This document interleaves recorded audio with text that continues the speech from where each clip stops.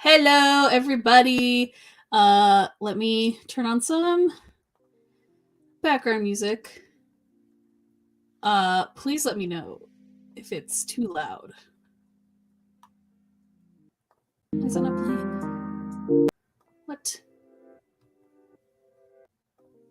Oh, I guess it was. It's just really low. Okay. All right. Commenters, please let me know if it's too loud or not. Hello. Welcome, everybody, to episode number 2 of Utano Podcast. This is the podcast where we talk about everyone's favorite otome/idol series about pretty boys, Utano Prince-sama, or Utapri for short. So I am your host. My name is Mia, and today is a very special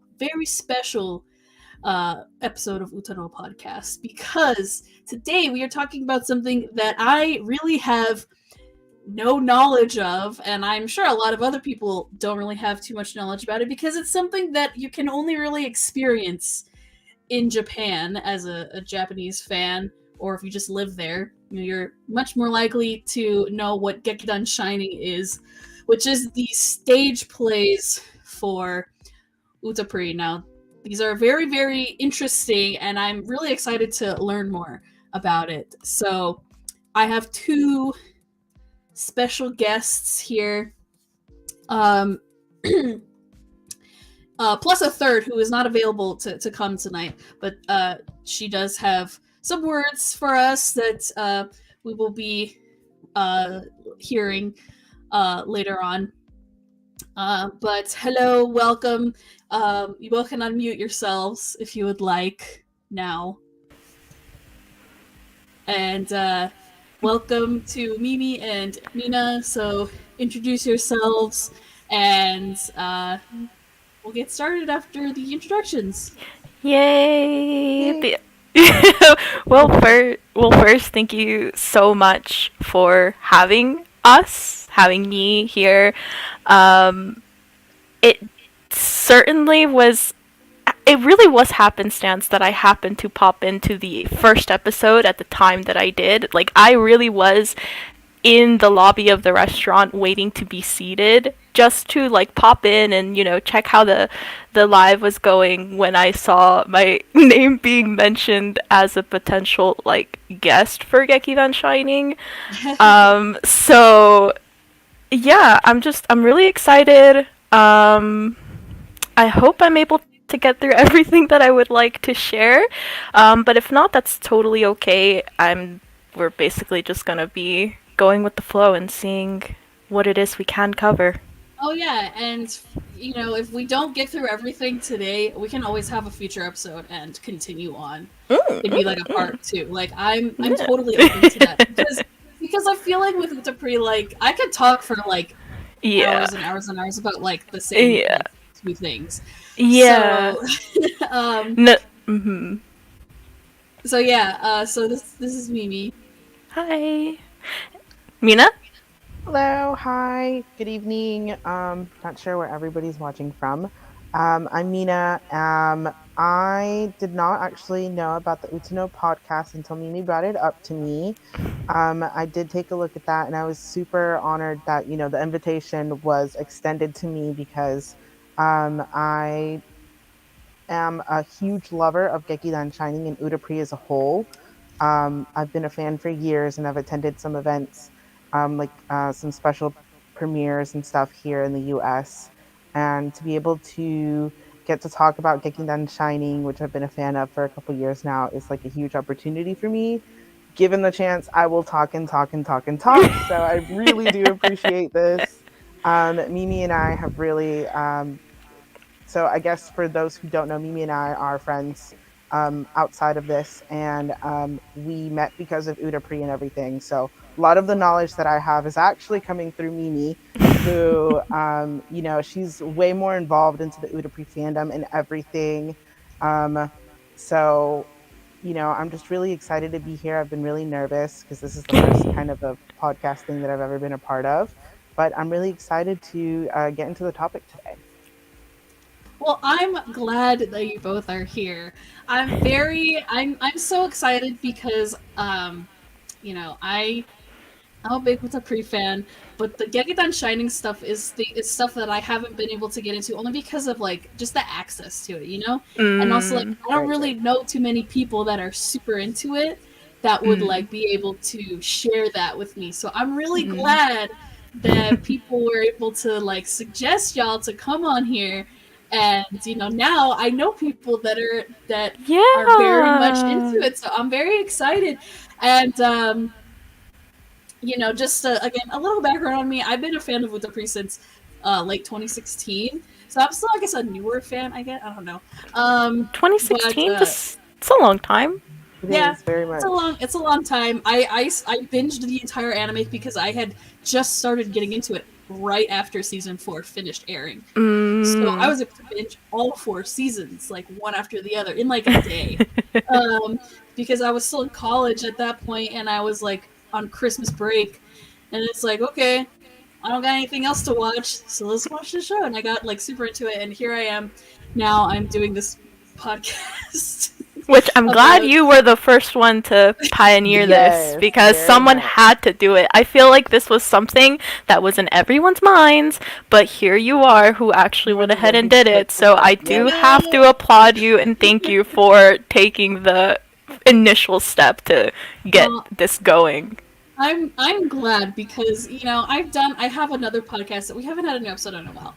It's because of life where we were just reviewing Hmm. stuff and we never did Utapri because I mean we all like Utapri but we never did an episode on it. Um, but you know I've been I got to see Module of Kingdom at Anime Expo. So Me like Oh no, you were there too. We too. were That's oh awesome. my god, there. we were on the same Yeah, we one. were You were there. there. Woo! Yeah. We Yeah. were there You last know, year that's too. something that's a thing that I replay in my head over and over again just because like, you know, we can't take pictures or video. So you have to Yeah. they Yeah, for never sure. I'm sure they did record it, but Mm. for uh Probably going to for HQ with the archival, footage yeah, they and put it being in like, for hey, this is how the event went, and I'm sure it's for archival purposes and Right. not for like distribution, which sucks because man, I would have loved to watch that. Um but yeah, like I replay that day in my head like over Mm. and over again, Mm-hmm. and you know I wish that was an experience that more people could have experienced or Hmm. that they could have recorded and shown other people because that you know then it goes out to more people, which Yeah. you know Right, yeah. which is what Shining Live did, and that's also Shining Live closing is another reason why I started this because how are the global international fans gonna Mm. know about any Utapri shit, you know? No, Because yeah. Right, that yeah. was like people's first Rest in introduction was peace. that game. Yeah. R.I.P. Mm. R.I.P. Be Mm-hmm. missed. Shining Live She Global is Server. missed. That was the worst Christmas present ever. Okay, so that's the introductions. Again, we do have words from Koto. Do you guys Mm-hmm. want to introduce who Koto is really quick? Ah, yes, I guess I'll take the lead for this one. Koto is, well, she's mainly on Twitter. You can find her at kotoari16. She's mainly an Udapri fan artist, which her works are wonderful. They are. We actually met in 2018 because of Gekidan Shining, and I do believe she actually mentions that in her word as well. And she actually was able to attend Joker Trap and Pirates in person. So I thought that it would be kind of cool, kind of nice to get that experience from her, even if she's not here to share with everyone, to kind of get an idea of what it's like to actually attend one of these shows, and then also obviously her as a Gekinan Shining enthusiast, as we are, to be able to also share her opinion on the whole project and everything like that, even if she is not unfortunately here. She's probably very deep in sleep right now. Yes. But there's always the VOD. Like I said in the last Right, episode, you can right, right, always right. go back and watch the VOD if you're not here live. You're more than welcome. I keep them up. That's why we don't have copyright music or anything like that, so nothing gets like taken down. Hopefully, in a thousand years. But yeah, so if you want to follow my two lovely guests here and Koto as well, their Twitter links are in the description, or their usernames are in the description. You can just copy and paste and look them up on Twitter, so you can follow them. They're all amazing people, and very, very cool. So on to the main topic. Really quick, I just want to do a little mini kind of like introduction of like I really don't know what Gekidan Shining is. All I know is that it is the stage plays of Yes. some of the drama CDs, right? That's a start. Okay, so I know That is the start. There's more to Yeah. it, but that's my Right. understanding. And I yeah. am a theater kid, so Perfect. Yes, I'm a theater kid. I've written and directed plays, mostly children's theater. Wow. But I have written and directed shows. I just did a production of Seussical back in December and January. Seussical the musical. Yes, I reprised my role of Gertrude. I did the show Oh 10 my years ago. god! I did the show 10 years ago. I was Gertrude 10 years ago, and then we did it again with the same company, and we were highlighting the teachers or the directors or whatever. And so that's really, really good. So I have experience. I'm just trying to share with you guys my experience. I also have a bachelor's degree in creative writing, so that's where I get my creativity and my writing and all that shit, all my theater shit. So I'm very, very, very intrigued, and I'm very curious, and I can't wait to learn about this. So I'm very excited to hear everything. So I'm going to shut up now, and if I have questions, obviously I'll chime in, or I'll make commentary or something. Yeah, no, please. Yeah, please, all the commentary and questions, and very welcomed. No, of course, we also have the chat here, so if you chat, you can also respond to chat.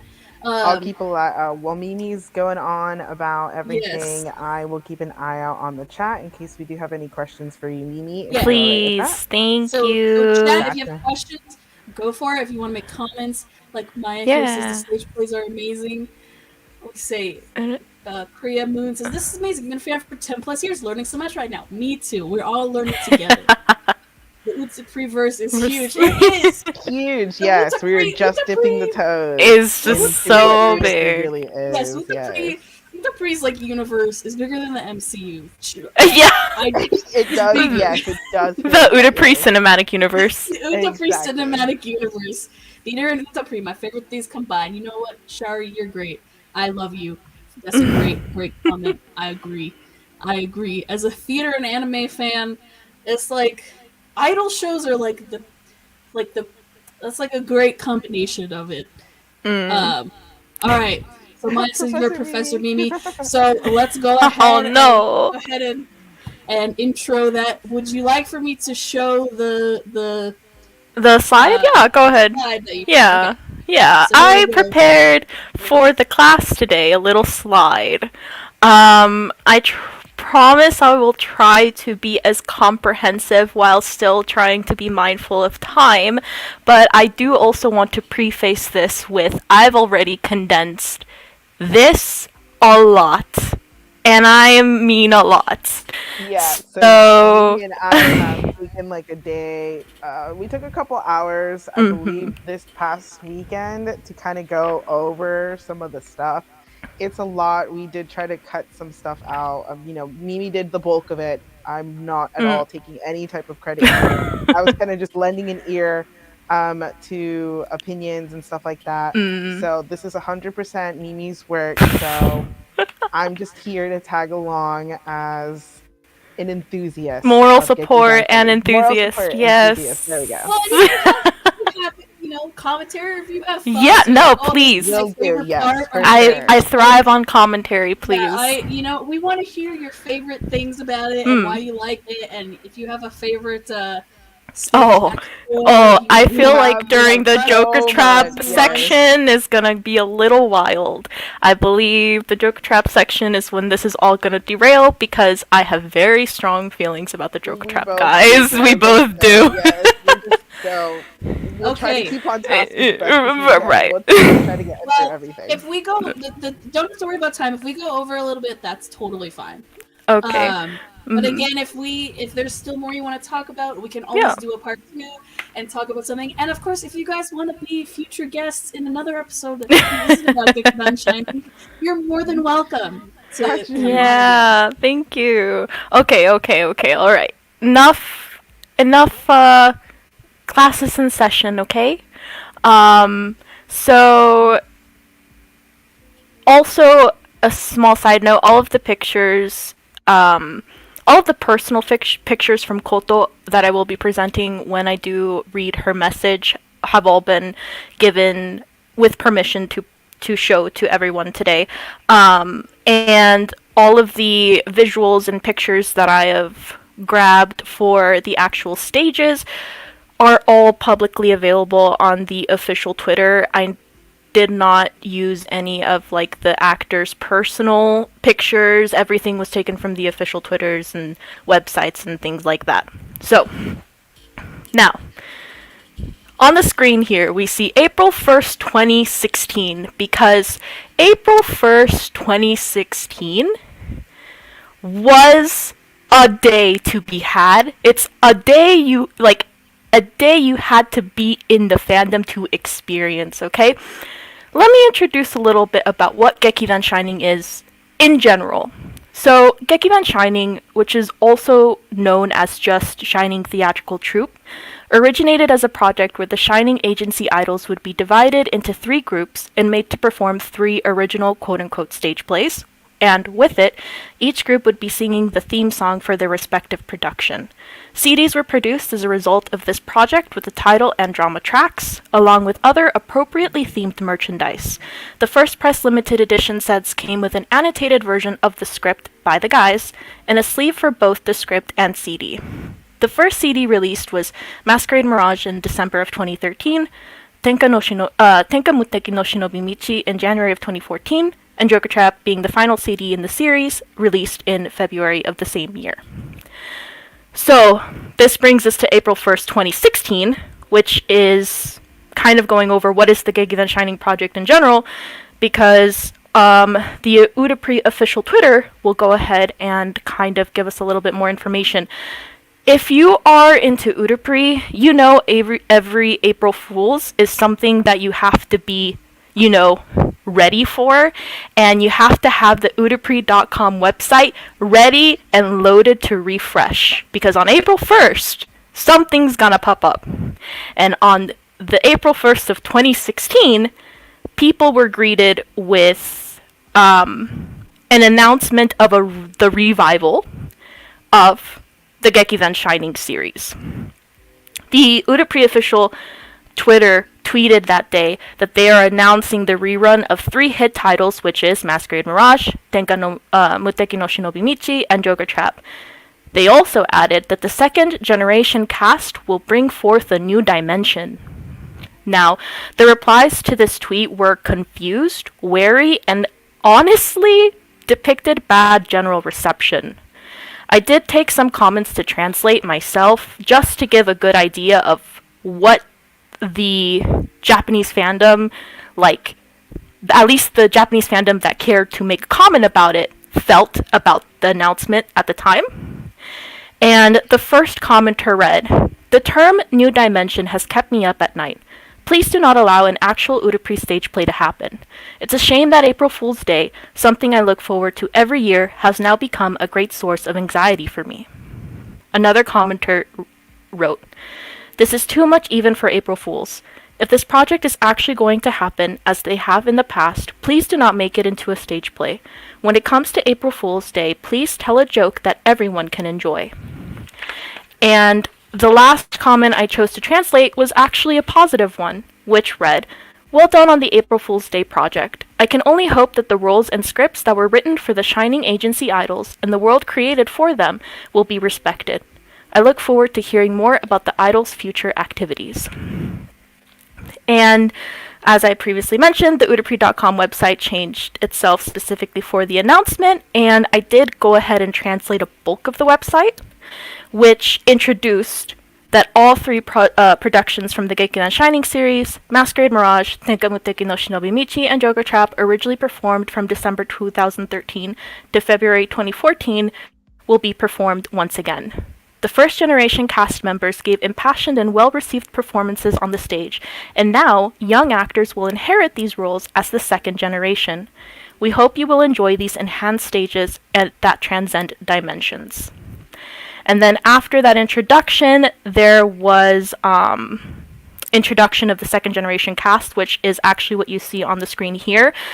These blackened silhouettes that were actually kind of modified to look a little bit realistic. It may be too small to notice, but if you go on the actual website, which has been archived, you can notice the details that they took the silhouettes of the character art and like edited them to make them look quote unquote realistic. And all of the roles have question mark, question mark, question mark in the actor portion. So I don't want me to like Go ahead. jump in, but okay, so what they meant by second generation is like it's becoming real. Is that what that means? That's the whole transcending dimension commentaries. Okay, so that's what that means. So like the original cast is like the characters, right? Correct. That is correct. The first cast technically in Udapri lore canon is the characters, the Shining Agency idols as we know them, and the second generation cast are the cast that the actors, the correct? Live action actors. Exactly. And actually, going off of that, we do have messages from the first cast that were included in this website for the second generation actors, which I will go ahead and read off. Please. I want to hear how cute they are. I'm sure they're really cute. Yeah. So, the first messages are from the Masquerade Mirage cast, which is Reiji Kotobuki, who wrote, "Many girls adored my Lazy, but now I'm looking forward to seeing this new Lazy. I wonder what kind of Lazy he'll portray?" I, Mikaze, wrote, "I am sincerely grateful to all of you. This rerun was only made possible because of all your tremendous support. I can't wait to cheer Einsatz on from the audience." And Natsuki Shinomiya wrote, "Congratulations on the rerun. The role of Sino left me with lasting memories, and it would make me happy if the new actor could come to treasure this role as well. Good luck." Then the Tenkamuteki no Shinobi Michi cast wrote, "Otoya. I know it will be a challenge to portray Otoemon, but I have faith he will be an absolutely cool one. I hope he creates lots of fun memories with the role, just like I did." Masato says, "It is a pleasure to know that Masakage will once again have a chance to come to life in this world. I wish for him to create an image of Masakage that only he can achieve, together with his colleagues." Sho wrote, "I pass on all my passion for Shonosuke onto the new generation. With the finest acting and action, I know you'll make this stage as invincible as the first one." And Cecil finishes, "I'm so excited about this as though it were me. The way of the ninja is never easy, but I can't wait to see you on stage as Cecil Maru." Lastly, we have our favorite Joker Trap cast, with Ranmaru starting it off, saying, "Hit the ground running with the plan to start from scratch. Don't be complacent, I'll be waiting for a spiky club run that will satisfy both the crowd and I." Camus says, "Congratulations on the rerun. I sincerely hope you will fulfill your mission to live up to the code name of Majestic Spade." Tokia shares, "It's great to hear that there are new developments in a production I was once involved in. I'm curious to see how it will play out too. I'm looking forward to seeing a perfect Toki." And Ren finishes it all up by saying, "It's surprising to hear of a new Tricky Heart Ren, but I don't dislike that kind of direction. Let's see what you got." And that concludes the messages from the first generation cast to the second. And The gap, What? man. The gap What between fucking nerds? They're all nerds. literally, they're so I cute. They were so excited to hear about that. And it's a little, it's a little heartbreaking to hear the kind of reactions that some of the fans had. mm, For whatever reason, it seemed like they did not want to let the characters leave, I guess, I that specific role. mhm, And so to hear that the characters themselves are excited for it, but to hear that the fans of the characters aren't, is so conflicting because I think if so I wasn't a mhm, fan during this time, so I had no idea about any of this. But I would have felt so conflicted seeing, the mm, mixed reactions of everything. Because I, for one, I am a theater kid. I love theater. Um, I did try to get some experience in college, and so I just have that love for it. And so to be able to, kind of picture that there were people who were going to take mm, these roles on stage, would have been right. exciting to me. So I Oh can't, yeah. in my head at all, see what they saw in me to have I that particular reaction. So obviously I only translated 3 comments because honestly I could have translated more and that would have taken up way too much time, but I feel like those Right. 3 kind of gave a good idea of what the general reception was like. Um, from what I was reading of other comments that I did not end up choosing, is a mix of they just generally really did not like this idea. There was also something at the time I believe they may have been dissatisfied with outside of Gekidan Shining, that this was kind of like their final straw. Um, and also, I don't understand how this confusion could have happened because this website obviously very much is very clear that the second generation cast is not, like, they're not going to, the stage actors, the real stage actors are not going to be replacing the original characters. They're not playing the original characters, they're playing the roles that Right. they once portrayed. But there was still a lot of confusion amongst fans that either didn't want to look into it or they just misunderstood, or I don't know how they could misunderstand, but they really were a lot of people who were saying or were fearful that these stage actors would be replacing the Seiyu. And You know, yeah. Oh, And okay. so That. Okay. I mhm. I can kind of I was gonna say maybe that's how people interpreted it because it's like it's like you said earlier, of like I'm a theater kid, so like Mm, when if I'm listening to the original Broadway cast of something and that's all I know. And then they have a revival come out, and obviously mm, it's going to be different people playing these characters. It's like, oh no.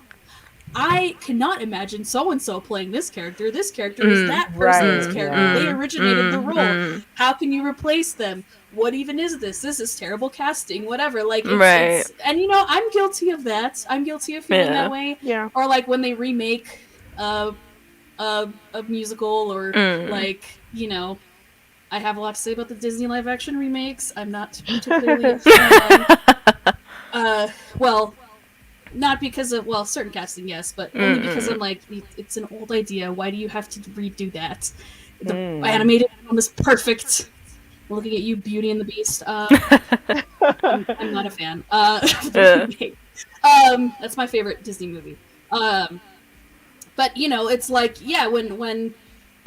when they do that and people are super used to, mm. again, like I have the same feeling about Utapri if like they'll never do it, but if they ever dubbed it, it's like Oh Well, I Lord. mean, there's already a Latin American dub for it, so I mean, that's the they've thing, it's already like, dubbed it once. They can. There is a That possibility. that's a little dangerous. see, that's a little that I can understand why people are like, why are they going to replace the Seiyu? Because to me, at least for me, at this point, Mm-mm-mm. Utapri, like all the characters, like that's the Seiyu, okay?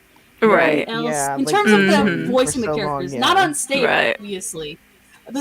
On stage, it's different because it's like when I go to Disneyland and I see Belle from Beauty and the Beast. Like obviously, Walking around, yeah. it's Right. Like it's not the a girl. original character, and it's not Yeah, Emma Watson. yeah. It's like, please, dear God, no. Um, like no, it's it's like I know that's a lady in a costume, but like she, they're portraying that character, and I like it. It's cool.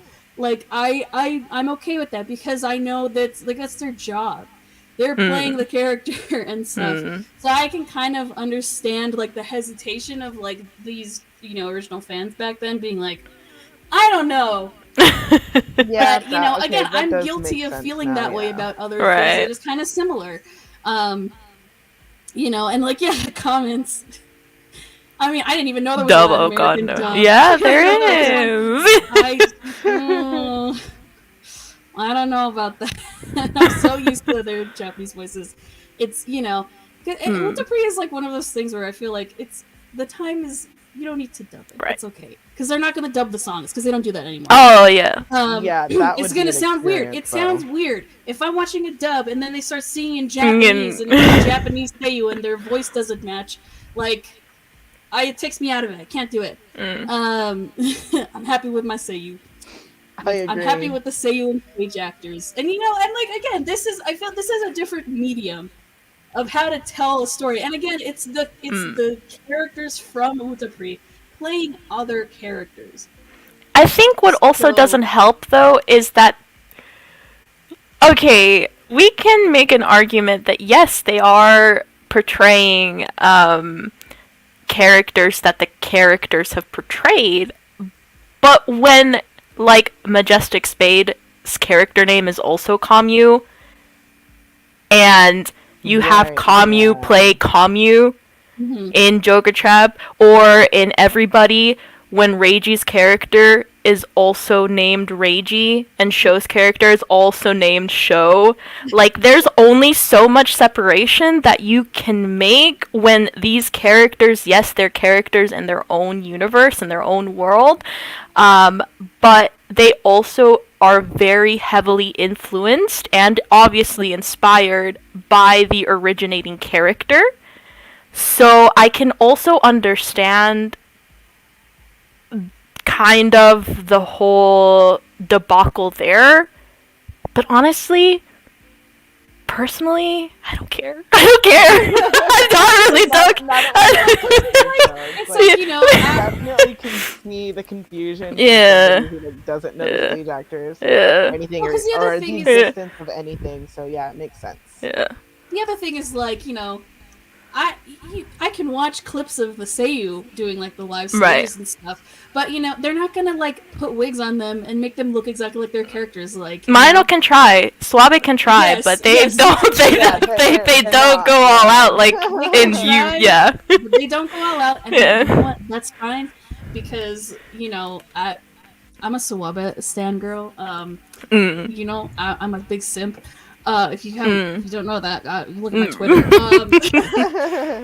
That man can do whatever he wants, and I'll follow him to the end of the earth. Yeah, it's like, it's like cosplay times a million, right? Because I get to see them on stage. So my thing with like the Japanese fans back then, it's like, I think that would be kind of cool to be able to see that. Yeah, because the Seiyu are still respected. The Seiyu are still very much going to continue portraying the original characters. However, now for the stage play adaptations, there will be other actors who will be playing these roles. But, I believe they may have already predicted the Outlash, which is why they started with... They're the second generation cast, they're not the first generation cast, please don't get it twisted. Also, to try to kind of simmer down. But also here's Sho, and here's Reiji, and here's Tokyo Ichinose, and here's Natsuki Shinomiya on stage in live action. They're giving their blessings to the also that too. So, but but yeah. Moments real quick. Those are oh my god! I mean, I don't know, man. He's an Anglophile. Maybe they might give him a British accent. No. If it was actually good at the side, or there are people behind it, I'd get it a chance, like with Actor Songs Connection. I don't know, man. Sometimes songs are. I don't know. Or he would sing like Nagi from Idol 7. I mean, I love the boy. Oh no! I mean, to be fair, Nagi also isn't Japanese. Yeah, he's a Yeah, foreigner. so He he's doesn't from- really. yeah. He's like from- Cecil, right? he's from He's South like European Cecil in terms of country like with his language roots. development. He Exactly, yeah. He just So- talked like a baby. Yeah. I can see Yeah, Mama would do Mama that. would do it. So I can picture him in the Tokyo wig and everything. Yeah, for sure. I'm Hey, gonna he's give crossed this by guy other a costume. characters he's I'm played so before. ready. Concept Mamoru Miyano and Matsumura Ryunosuke on stage. One is Hayato, one is Tokia.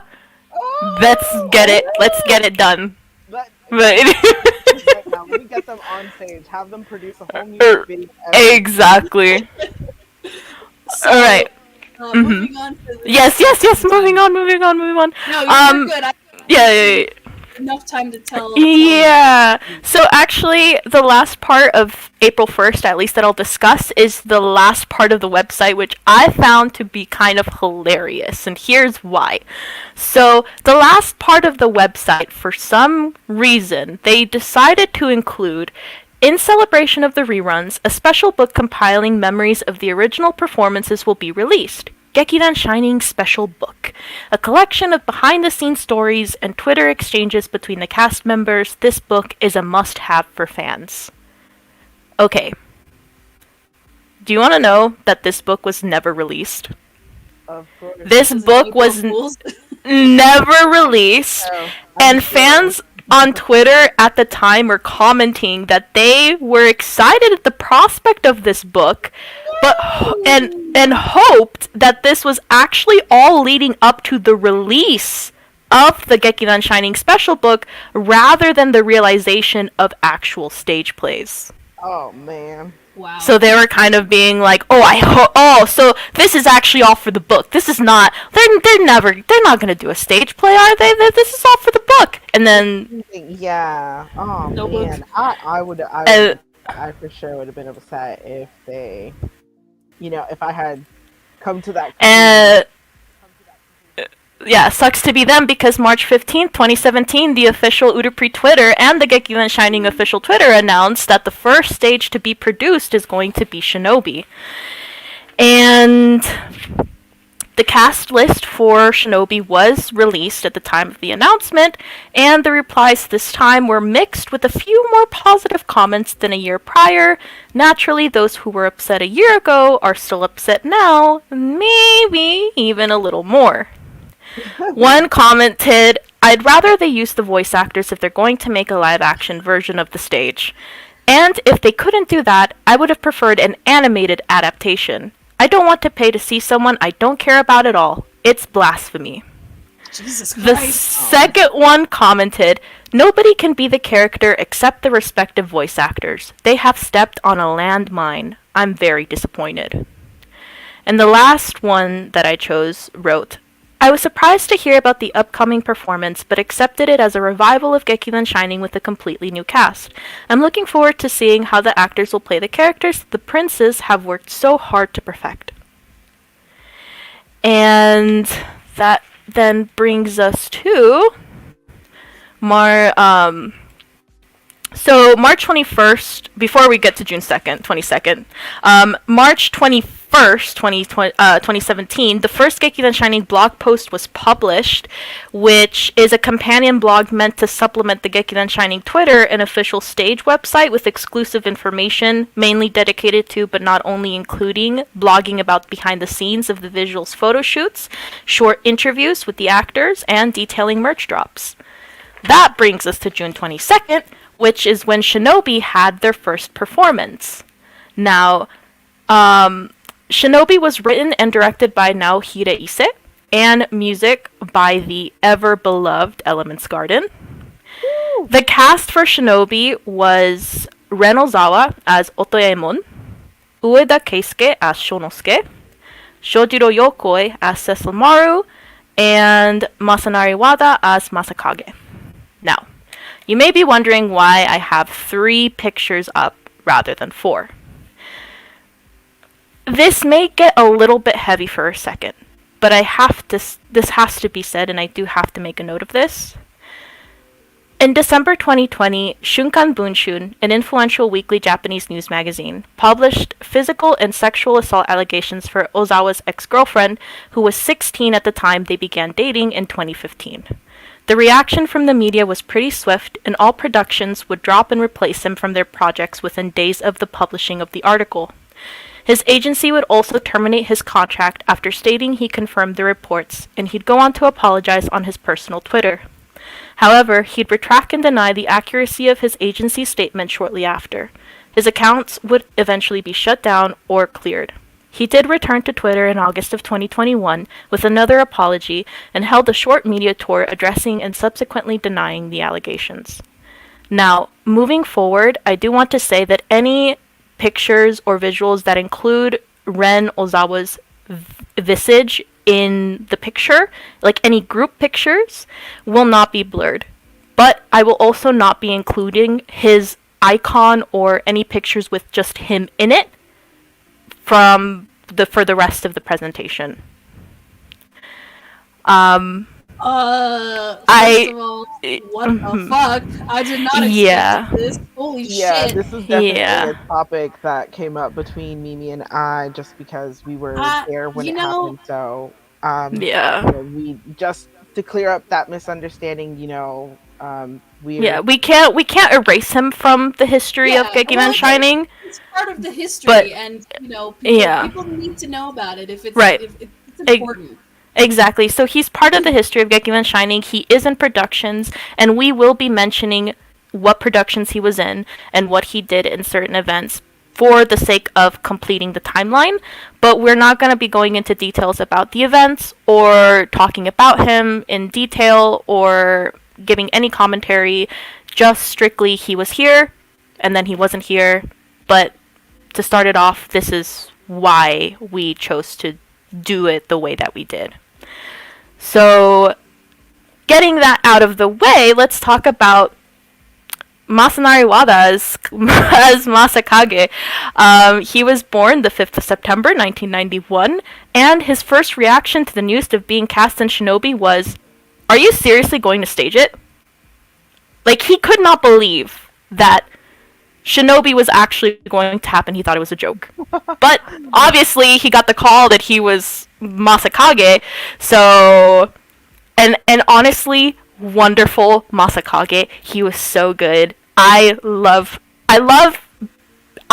Before Gekidan Shining, I obviously was not into I wasn't into 2.5D in any capacity or way. So I knew none of the actors going into Gekidan Shining, but I've definitely come to really love them over the course of the years, and Masanari is no exception. He did a fantastic job with Masakage.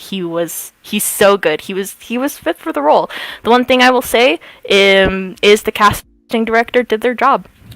They definitely did their job. That's one thing you can always count on with Utapri in any sort of way. Yeah. Like, they know how to cast their characters. They know. Yeah. Utapri has the best Seiyu. That's why I always say Utapri. Utapri has like the top tier Seiyu, and then Idolish 7 has like the second level of like Seiyu. They couldn't get him for Utapri, they got him for Idolish 7, and so. Well, that's certainly a statement. Yeah. Yep.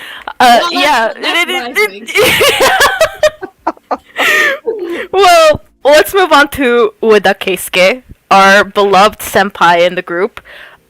He was also born and shares a birthday with Masanari of the 5th of September 1989, however.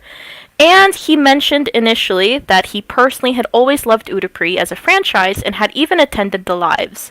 So the news of the stage play adaptation definitely caught him by surprise.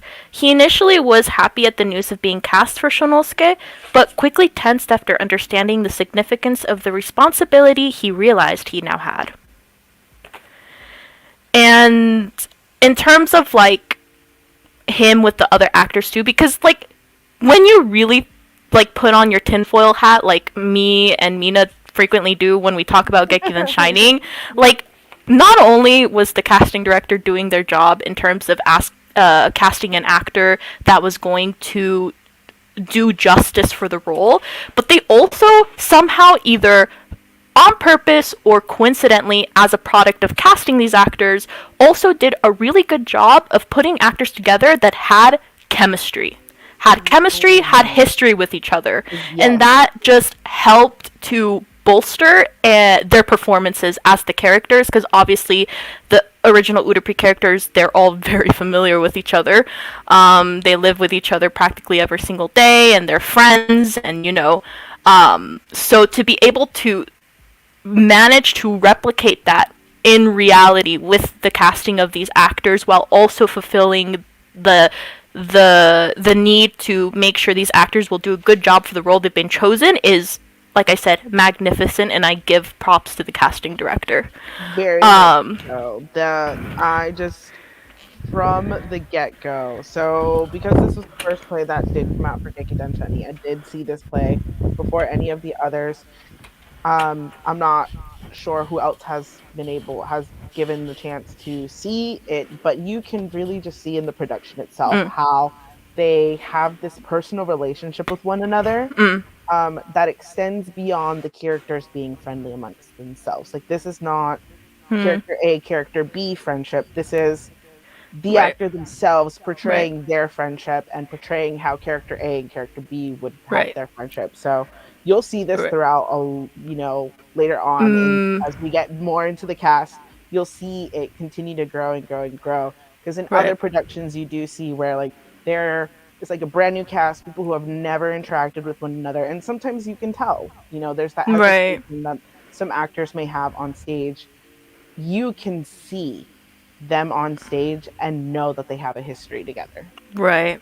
And obviously actors, not all actors that get cast for a production have to be friends. Absolutely not. They don't have to be friends, because acting is a job.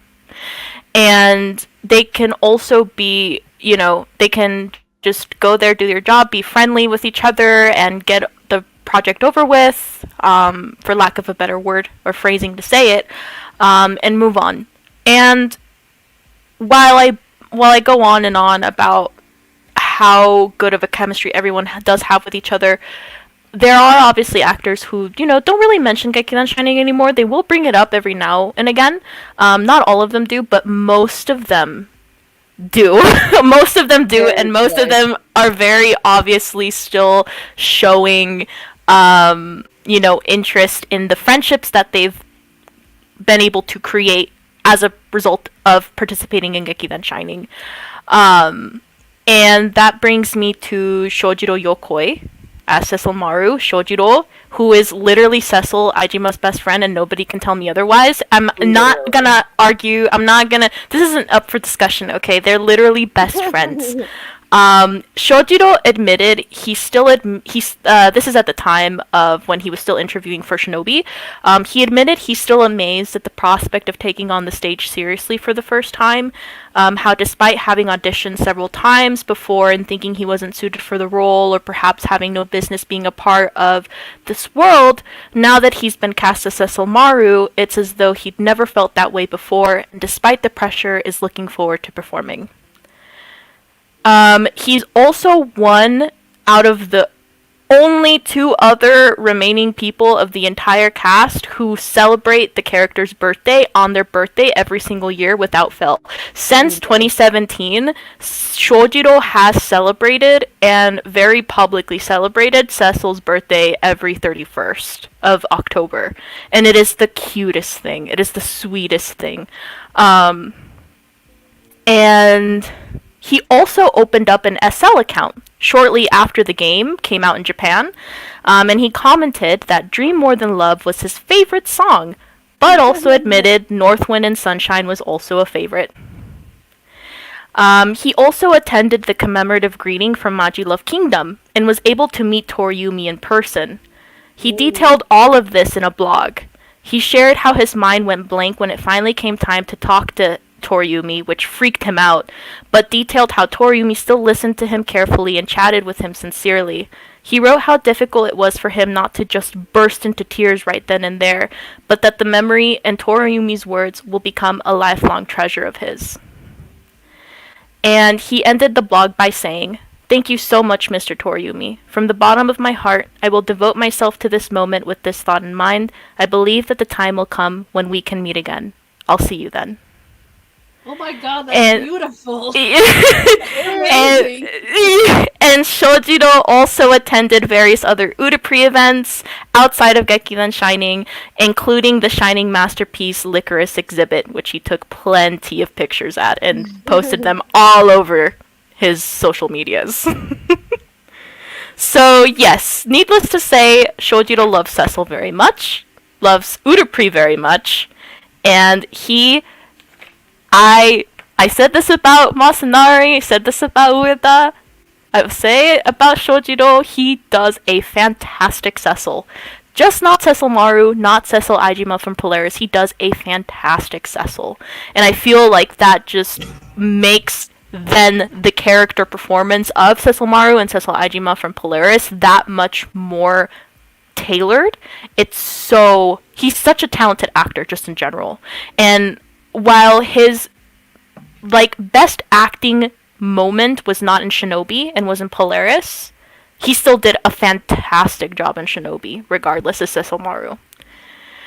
So, to continue on from the main cast, the side cast, so Gekidan Shining has original characters that they created specifically for the purposes of the stage plays.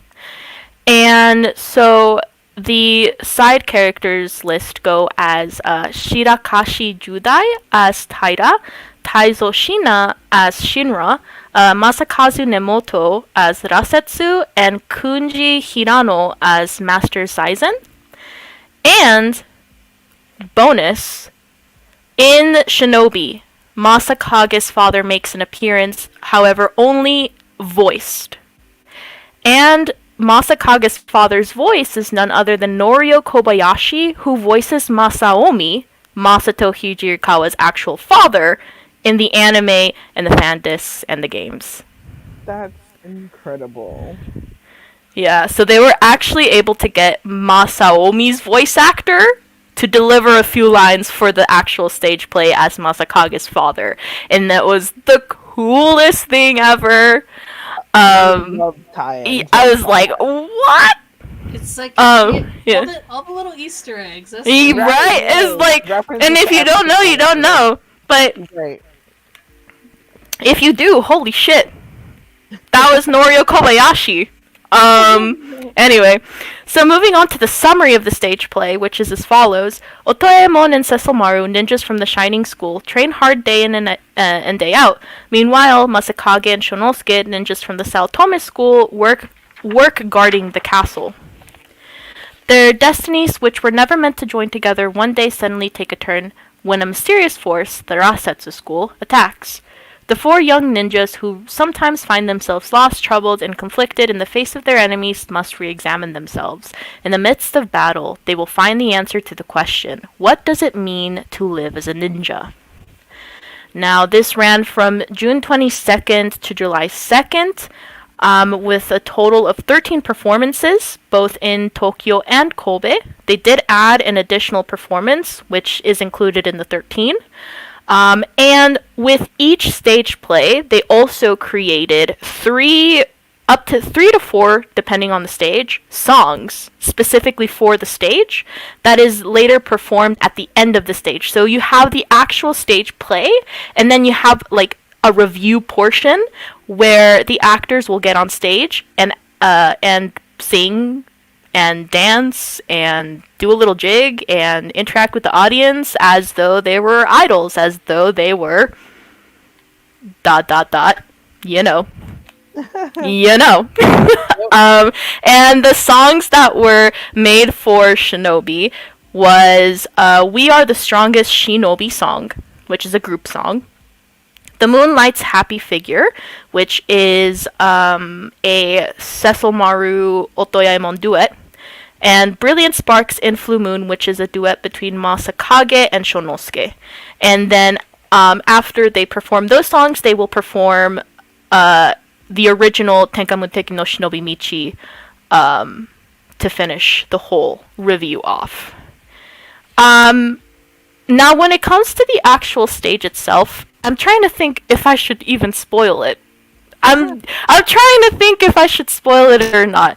I give him a little treat. I just what I'll say is, while I do love this stage, despite everything, I love this stage. However, even before everything happened, I did not watch this stage often. Honestly, I didn't. It's not one that I reached for, only because it's not the kind of genre that I typically reach for anyway. Yeah. But when I do, like, open it up and, like, watch it, it's so fucking good. It's really good. Yeah.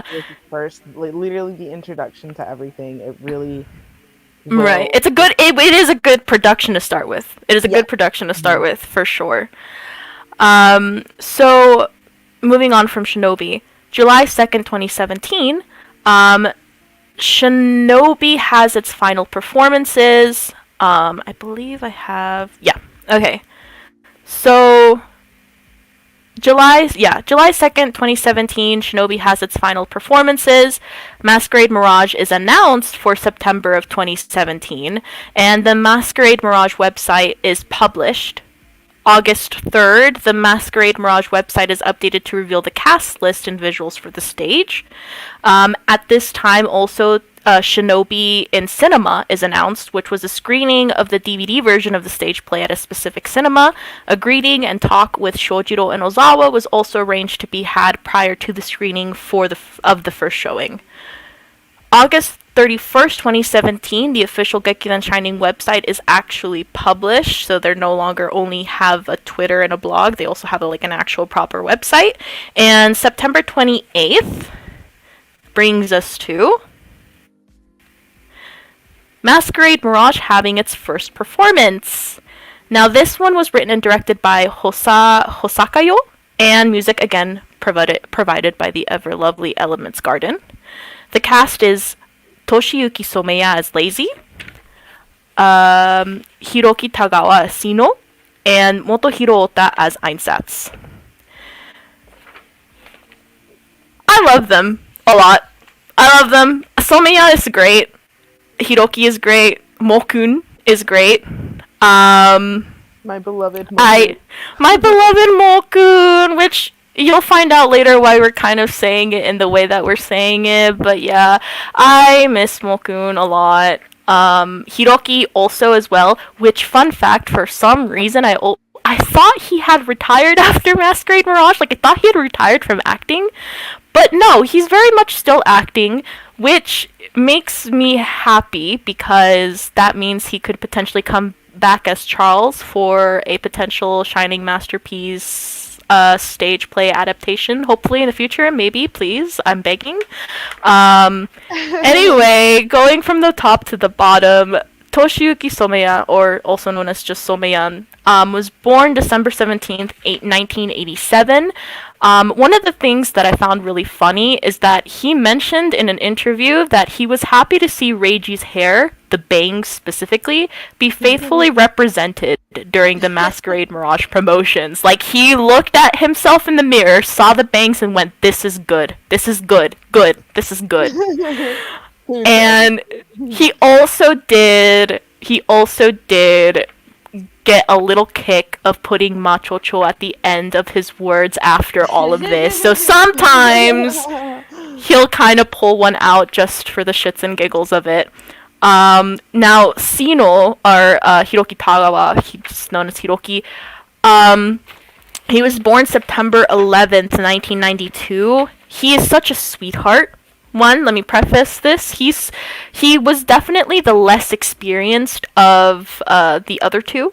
He wasn't really in many big productions. Udupri, this Masquerade Mirage one, was kind of one of his more bigger stages, which I believe may have lended to why I thought he had retired after Masquerade Mirage, because I did notice that while he does act, he now only tends to act once a year you know? And also in a lot of the interviews leading up to Masquerade Mirage, he did have a tendency to really express how nervous and how, like, actually, like, he was, like, shaking in his boots at all of this. But that he's going to obviously try his best. He also mentioned that it felt like destiny when he was cast for Sino, as Natsuki and he share the same height, the same blood type, and the same love for cooking and animals. He even quoted the drama CD for his impression on the character of Sino. This brings us to Mokun, who was born on January 19th, 1987, and he's actually, but like, really good friends with Shotan. So he kind of byproduct knows about Udapri. Is very respectful, obviously, of the IP and the franchise because of his friendship with with Shotan. And also to have his Shotan's friend Mokun play Einsatz, which is a character for I would have loved to have been a fly in the wall when Mokun probably called up Shotan and said, "Hey, you're never gonna guess what just happened." When you look at the casting and see the relationship between some of these people, like, the casting itself, and then some relationships that some of them have with the Seiyu, with the actual Seiyu. Someya. I think Someya is also friends with Shotan. Someya and Mokun are both friends with Shotan. Like, personal friends with Shotan. It's really funny. They're both also Seiyu, if I remember. There's a couple. Yeah. Debuted as Seiyu from the Gekidan Shining cast. Right now, two of them being Someyan and Mokun. Nosuke too, eventually. Yeah, eventually when we get to eventually. Nosuke, and then also Gaku. And also, Gaku, that just happened. A lot of them are starting to step into the Seiyu world after Gekidan Shining, but so the remaining characters is the late Akira Kubodera as Germain, Nao Takahiro Horike as Jasper, Takuya Kishimoto as Spence, and Hirokazu Sekido as Zirconia. The summary of the stage play is as follows. How do you say this word? An aristocracy's secret social affair, a masquerade. Aristocracies. Hey, there you go. An aristocracy's secret social affair, a masquerade. One fateful night, its hosts, the Zirconia household, receive a calling card. The sender's name, Phantom Thief Einsatz. Tonight I shall come to take the beauty of the ball. Lazy, heir to a respected noble family, infiltrates the masquerade together with police officer and close friend Sino to recover a once stolen ruby necklace. As Lazy and Sino pursue Einsatz amid the schemes and agendas of those around them, they discover the mystery behind Einsatz and the truth. The truth eventually unveils their innermost feelings, and the masquerade, thought to be a one-night-only fantasy, begins to take an unexpected turn. Now, in Udapri canon lore, Masquerade Mirage the stage play is a sequel to Masquerade Mirage the drama CD. And they make plenty of references to the drama CD in the stage play because of its a sequel status. They do a good job where it's not necessary for you to know the drama CD for you to watch the stage play, but it definitely adds to the experience of watching it if you are familiar with the drama CD before watching the stage play. So this one ran from September 28th to October 8th, 2017, with 13 performances completed in Tokyo and Kobe, and they also did add additional performances that are also included in the 13.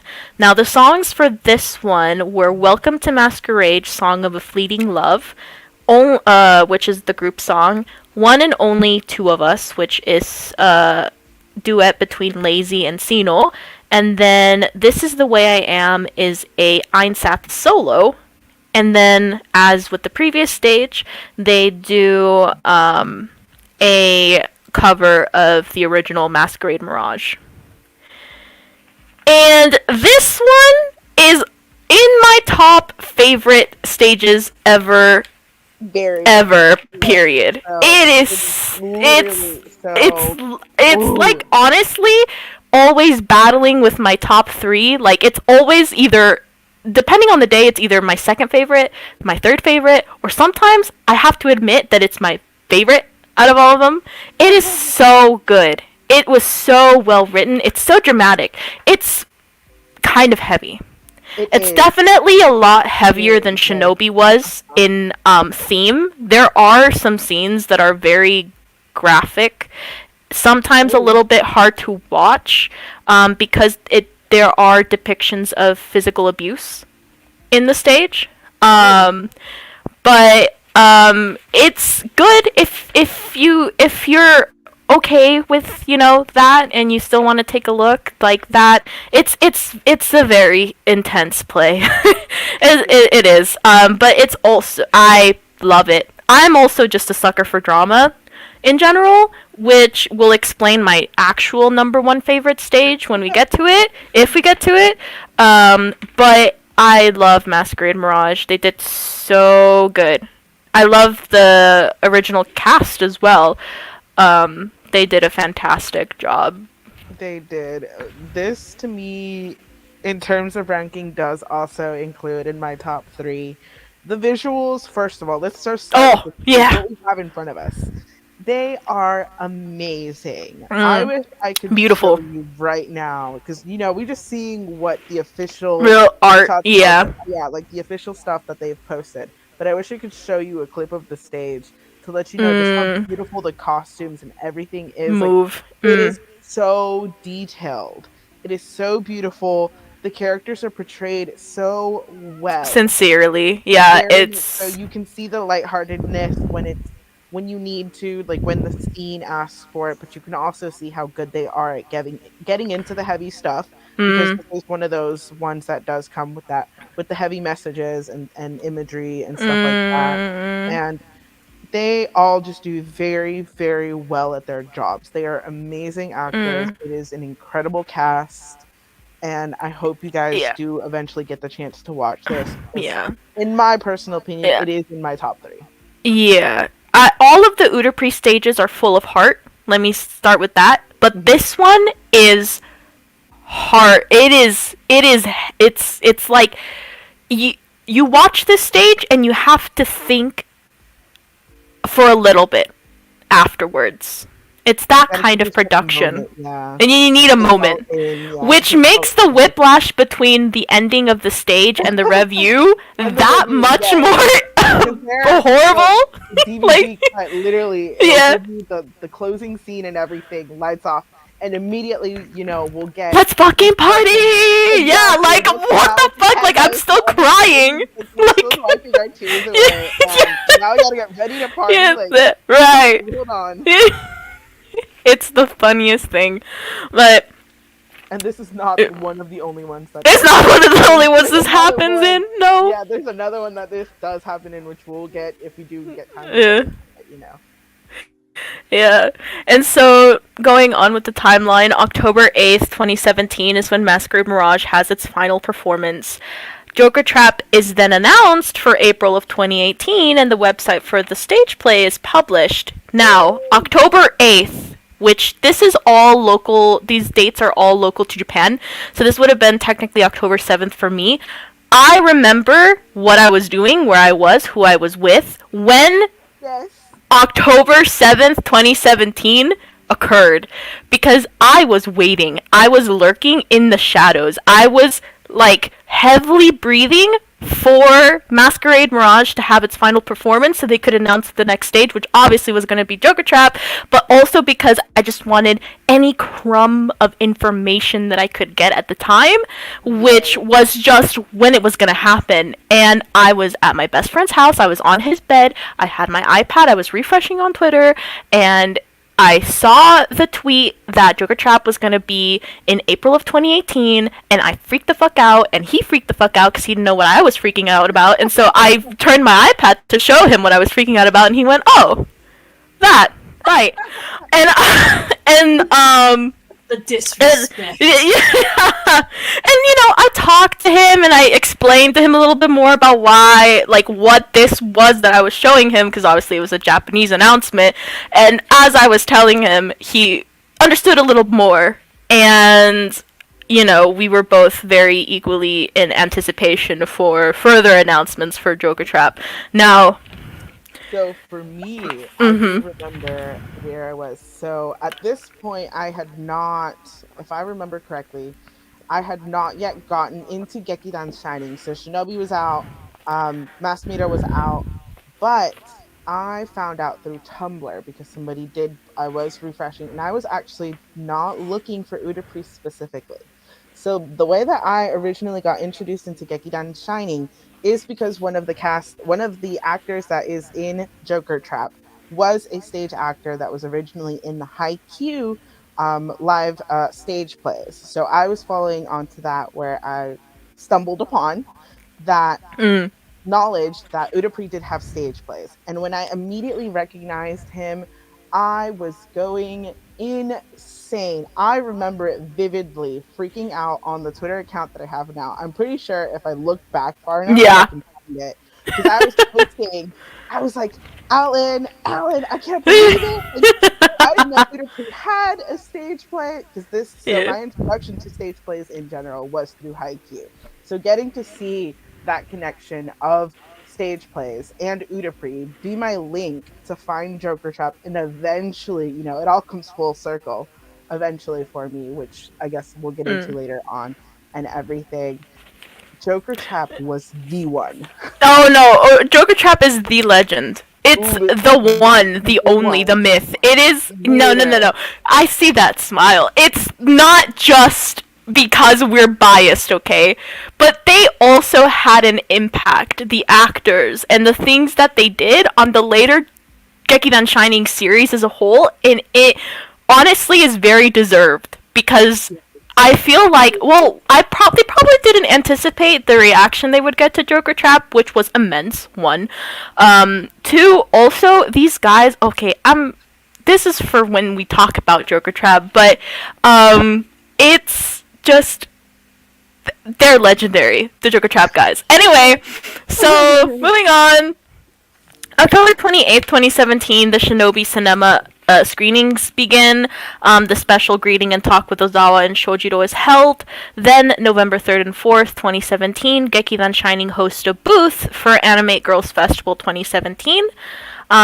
February 5th, 2018 is when the cast and visuals are released. And I also remember where I was and who I was with and what I was doing at the time, because I was a senior in high school at the time, and I was at my dining room table doing my math homework and hating my life. And then I was refreshing on Twitter because I'd rather be doing anything other than my math homework, and I saw the announcement of the cast reveal for Joker Trap and lost my fucking mind. And no, I never finished my math homework after that because I was too busy being so excited about the cast reveal, because they were so fucking beautiful. They were so good. Like, just from a static PNG alone, I was like, this is it. I don't need anything else in my life. This is so good. They're so good. I need this now. But after February 5th, we have February 10th, which is when Shining Review is announced. And Shining Review, I will go ahead and talk about more when we come to it, because yes, it is a show with its own set of details and things like that. But that does bring us to the fated April 19th, 2018, which is when Joker Trap has its first performance, and the crowd went wild. Yeah, the crowd goes wild. So Joker Trap. I need a sound. Yeah, like a soundboard, like just go fucking crazy. I'll get a soundboard. But yes, April 19th, 2018. We have the first performance for Joker Trap, which was written and directed by the legendary Nobuhiro Mori. And music by Elements Garden. The cast is Perfect Diamond Toki, Ryunosuke Matsumura, Tricky Heart Ren, Gaku Takamoto, Alan Kohatsu as Spiky Club, Ron, and Shuji Kikuchi as Majestic Spade, Camus. I have I told you I love these guys? They're so fucking good. I'm sorry. I love their portrayals of the characters, including Gaku, by the way, because I have been told, there have been people who have talked to me personally in my face, who have said certain comments about these guys and what they thought about their acting and, portrayals of said characters, which, they can have their opinion, but I believe they're wrong. I love how deranged Gaku portrays Tricky Heart Ren. It is so fucking good.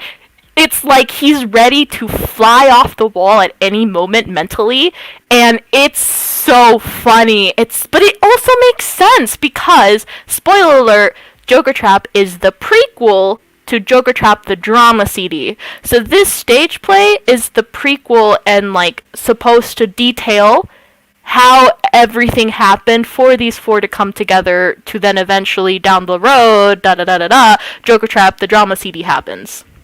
So that's where this takes place in the official canon Udapri lore. And so it makes a little... go ahead. I need to make a big Udapri lore. Oh my god, you guys should help me make that. Yeah, no. A huge Udapri lore timeline of the Udapri cinematic universe line, cinematic universe, I swear, it's bigger than Marvel. Yeah, no, for real. So it makes sense that while obviously it does not make sense if their characters are portrayed completely different to what they are eventually in the drama CD, I believe, though, still because of the happenings of the stage play, that their attitudes and characters make sense for the setting, and at the end of the stage play also really makes sense how then they may come to be in the drama CD. It's really uncertain as to how far in the past technically then Joker Trap the drama CD would take place, like how many years after the stage play it would have taken place.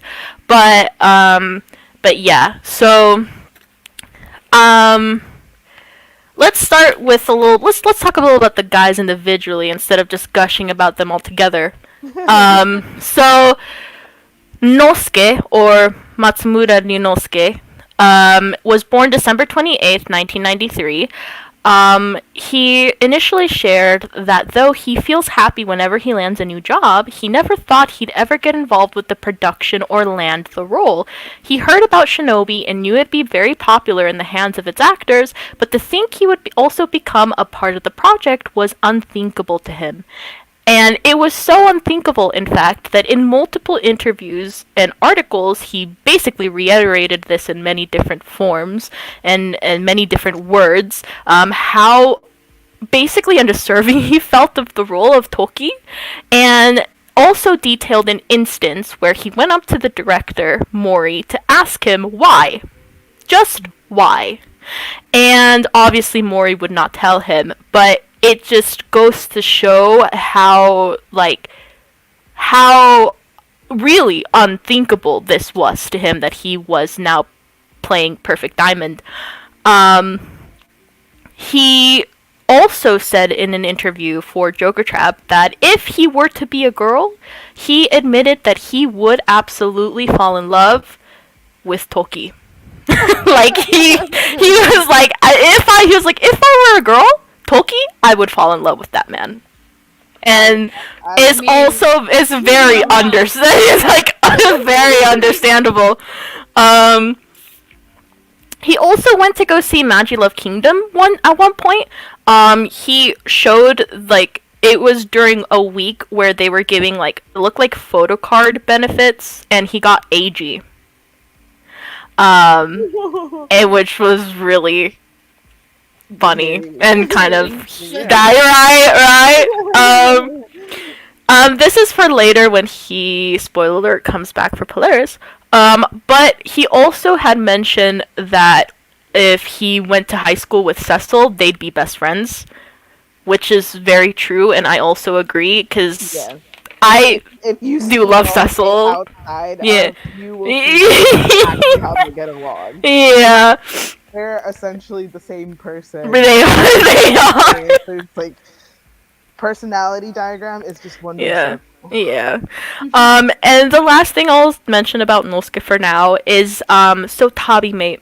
I'll talk a little about Tabimate later, but for now, for the sake of brevity, it was a travel program with most of the Gekidan Shining cast that they had later on. But when Tabimate was first filming, Nosuke still had not been announced for the role of Toki. So this was predating February 4th. Despite that he was cast, he was going to be in the production, and he was filming for Tabimate. And on the Tabimate website, they have a little specials video that you can find at the bottom, where he basically meets up with the group at the airport. And while the camera's filming, everyone kind of is introducing each other, or introducing themselves, sorry, and also saying the role that they'd played up to that point. However, you cut to Nosuke, who's introducing himself and then stuttering when it comes to talk about his role, because it hadn't been announced yet. And so the other guys kind of laughed at him and kind of teased him, which is a trend with with later Gekidan Shining productions of Nosuke getting bullied. But the other guys tease him because he can't bring himself to say that he's Toki, right? And so they just settle with him being that guy, the purple one. So that brings up that the purple one. He's the purple one. Yeah. I do just want to add that at first glance, I fell in love with this man. So this is, platonic love, not romantic. Right. So I am so attached to this man, and there's one particular detail about him why. We actually share a birthday. He is 4 years to the day older than me, and so I have this great attachment to him in terms of just him as an individual, having not even to do anything with Gekidan Shining in general. Just an individual. Just an individual in general. He is just an incredible, amazing person, and I love him so much. So if you follow me, you are going to see hear a lot about those guys, yeah. Exactly, like these two. Like, I have my duo. Yeah. Why? I will follow that up with, obviously we're very aware, obviously we've been burned already once, particularly with this cast. And there is obviously a certain attitude you must have, or certain recognition or self-awareness when it comes to trying to form a attachment or a connection with the actors, because they are humans and they have their own lives. Right. And we obviously don't know what they are like outside of what we're shown or what they choose to show us, right? Now, getting that all out of the way, I also have to agree and also relate. And with this awareness in mind, that I still also have an attachment to all 4 of these guys. Yes. Like, after Gekidan Shining, after getting to see all of the shit that they've been in, for Gekidan Shining and outside of Gekidan Shining, and just as personal actors themselves, I don't know what I would do without them. I really don't know what I would do without them. So I'll cut that for now and move on to Gaku, our best friend in the whole wide world, is Gaku Takamoto. He's so fantastic. He's so funny and fantastic. And anyway, he's also not a very great conversationalist like Ren, but he did find himself relating to Ren's frankness and camaraderie towards his teammates during an interview for Joker Trap. Ueda Keisuke, Shonosuke from the earlier stage, was actually the first person Gaku called when he first found out he'd gotten Ren. And that's very fitting. Yeah. Like Yeah. you know Ren will call show first. Yeah, he Brag, called. I'm telling He, you, like, there's hey, gonna be, like, little Ochibi-chan, like, blurbs look, and I stuff got that the you're like, this is a dream cast. This was like, yeah, this was written in the stars type of cast. yeah, because Gaku and Ueda have been, or well, Ueda is the senpai here, but Gaku and Ueda have a senpai kohai relationship, and they're very close in that respect. So, it is very like tender to know that Ueda was the first one he called when he found out he got Ren, possibly because he's a senpai, also because, he also happens to be in the stage play, the same production, and they're so sweet together. They're so sweet together, and when we get to get a Shining review where all of them are in costume and kind of fooling around on stage, just the imagery of every time Gaku tries to tease Ueda and not getting away with it because they're in Ren and show costumes is really funny.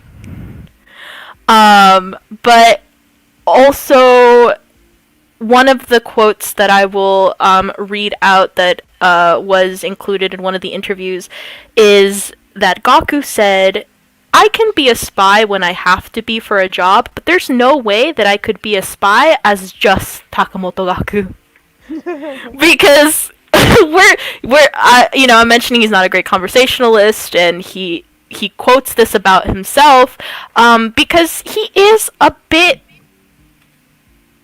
he's a bit He's a bit Gaku. he's a big Gaku, Yeah. bit unique. When you get to know But him, that's it's really why we love him, and I feel like that uniqueness that only he has, but despite that, is still able to get very serious and very zoned into Ren, is just elevates it to another level, and that's why I love Gaku specifically behind the Ren characters so far. I will die on the hill that this was meant to be. Gaku also said that when he was first introduced to Tricky Heart, he thought the codename meant to capture the heart of women, but realized as he spent more time with the character that it could also just mean to capture the heart of your opponent and make them fall in love with you, not just with women. And that brings us to Alan Kohatsu as Spiky Club. Alan, Big Brother Alan, I love him with all my heart. He's such a teddy bear. It just makes it so funny that he's cast as Ron, because he is such a, I say teddy bear. He can be very frank, and he can be very straightforward, and he definitely can put his foot down. Out of the four of them, he's definitely the one that has to, continuously reel everyone back in, or babysit the other three, or, make sure everyone is still on task. And parent guardian of he's the parent guardian of the four Joker Trap guys. And I never found him to be intimidating, and the reason why I say this is because I've actually now have come across people, multiple people in fact, who have told me that without knowing Alan, they've looked at him and thought he was scary looking and intimidating, which I guess is kind of true, and I guess lends to why he was cast as Ron. But Spiky interior. yeah, but no, he's not intimidating at all. He's very big brother. He's very big brother energy. Anyone he comes in contact with, he's a very guiding source for everybody. Yeah, he's definitely the boulder. Which, let me be delusional for a second. In my perfect delusional world, this man, Alan Kohatsu, listen, all stars, Kamu's route, okay? Ranmaru plays a very big part in it as what I would say in short is a liken to like a big brother figure to Haruka. And I'm just saying it, casting directors and Broccoli HQ. Alan Kohatsu is the man for the job. He would body Ranmaru in All Stars Commu route. It would be his. He'd be so good. I'm just saying. Anyway, thank you for letting me be delusional for a second, and now let's finish it off with Shuji, Majestic Spade Commu, who was 22 at the time of Joker Trap. He's the baby of the group. I was gonna ask, out of all of them, who's the oldest and who's the youngest? Like out of all the guys. Out of all the guys? Out of all the guys, I believe it may actually be I believe it may be either Someya or Mokun. I think it's Mokun. Are you sure? I think Hiroki is also old. Not Hiroki Masquerade, Hiroki Bloody Shadows. Yeah. You keep talking and I'll look it up. So, wait, are you guys saying that people who were born in the late 80s and early 90s are old? No! Oldest of the group! Mia! You were like, who was the oldest of the group, okay? And this is the discussion we're having.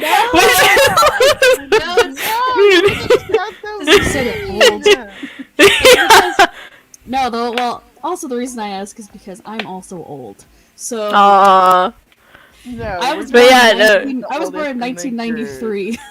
Yeah, but so I'm old. As you talked earlier, you were talking about you were a senior in 2017. Oh, I had a 2018. Yeah. 2018. Oh my god, I graduated from high school in 2012. So yeah. So oldest in the cast has to either be Hiroki from Bloody Shadows, Mokun, or Someya. But the youngest has always and is always Shuji, because again, Shuji, Camus was the youngest. Kamyu was the youngest? Yeah, Kamyu's the youngest. Yes, he's the youngest of everyone. At the young age of 22 at the time of Joker Trap, and he's somebody that I could literally talk about for 2 hours alone. So I'm gonna try to not do that. And we can go over time, so you don't have to feel bad to hurry it up. Let me interject really quickly because we were on the topic of who is oldest. So who is it? Just turned 36. We have 3 who were born in 1987. Which would be Mokun first, followed by Hiroki, followed by Someya. Someya would be the youngest of the 87. So the oldest of the Ura Gekidan Shining cast is Motohiro Ota, who was Einsatz and Masquerade Mirage. Yes. So it's funny. He looks great. He looks great. He does. He looks amazing. And he did absolutely phenomenal in the role. But going back to Kamyu Shuji, I could go on and on about this man, and I could cry too. I'm gonna try not to. You can. Because I'm just. You can do whatever. You want. Don't say anything inappropriate. Right. No. Absolutely not. Okay. We can hint it No, not at all. But it's like if you can as you can obviously tell probably from my icon and my mention of All Stars Commu route, I am normal about Commu. Absolutely only normal about Commu. So I was definitely very anxious to find out who was cast for the role, because obviously this was the man for me, you know? And so when the visuals were revealed, Yeah. Just It was love at first sight. you first fell in love for real. For real, that was when I experienced true love for the first time, is looking at the man on my computer screen. He's great. I'm like twirling my hair. So when it comes to Shuji and his relation to the role of Kamyu, it's intense. It's also very long and personal. But not personal enough to where I wouldn't feel comfortable talking about it. It's just that probably lended to his, just because of the type of person he is, and the age. He was 22 when all of this happened, and this was his first big role. Like, this was his first big role. He'd never done anything that ran as long as this Joker Trap production did. He's never had a role this pronounced before. This was it. This was his breakthrough role, essentially. So there was a lot on the table for him to consider, and I think for the circumstances, he did fantastically. Like, it goes beyond saying for me, his portrayal of Kamyu. And when I go to say, initially what I was trying to say, he had a blog, an Amiiblo, that he used during Joker Trap, mainly during the Gekidan Shining stages. Started it during Joker Trap, where Shuji's the kind of... He's a very sensible guy. Let me say it that way. He's a very sensible guy. He's very sensitive. He definitely, while he is quiet around others, you can tell, he does have a lot of things and a lot of thoughts that he wants to obviously express, which is why he started his Amiiblo. In the first one, he actually detailed that the reason he started it is because he couldn't, he was bothered by the character limits on sites like Twitter, so he started his Amiiblo to be able to fully and, uncensored, be able to just write all of his feelings and stuff like that as he was going through his career, which, when he started, as I mentioned, was Joker Trap. And when I say he was uncensored, he wrote some very, very heavy stuff, basically detailing his mindset, preparing for Kamyu, preparing for Joker Trap, the intensity and the gravity of him landing this role, and the job he wants to do, like how well he wants to do this job, but feels like he just can't. At the time, he said that he felt like there was a lot he had to work on, that he was going to work on, but that he just could not continue as the person he was at the time of writing the blogs, continue to be that way if he was going to give Kamyu even a fulcrum of justice. And he realized this. And so, needless to say, Kamyu became this very, very integral character, not only in his career, but for him as well. He actually was invited to go see Court Night Future live with Alan, and got to meet Maeno backstage. And while he did not write a blog for it, there is a picture of him and Maeno together in which Shuji looks absolutely petrified. And it is my most favorite picture in the whole entire world, because you can see in the stature, in his facial expression, he's trying so hard to smile. I could only imagine the things he was feeling after everything he'd gone through during Joker Trap with Kamyu as a character personally, and then getting to meet the man, the myth, the legend himself, like, I could only imagine, which is why I don't at all blame him for looking as scared shitless as he does in the picture, but he does, and it's so funny and endearing. And it's honestly the best, but yeah. He also, so to add, when he was first cast as Kamyu, the first person he called was Gaku Takamoto. Why, might you ask? Well, Shuji has a habit and a tendency to tell everyone in the nearest vicinity or who will listen that Gaku Takamoto is his best friend since day one. They met at the auditions for the company they eventually became a part of together, and so ever since Shuji has essentially had a career, he's also always had Gaku.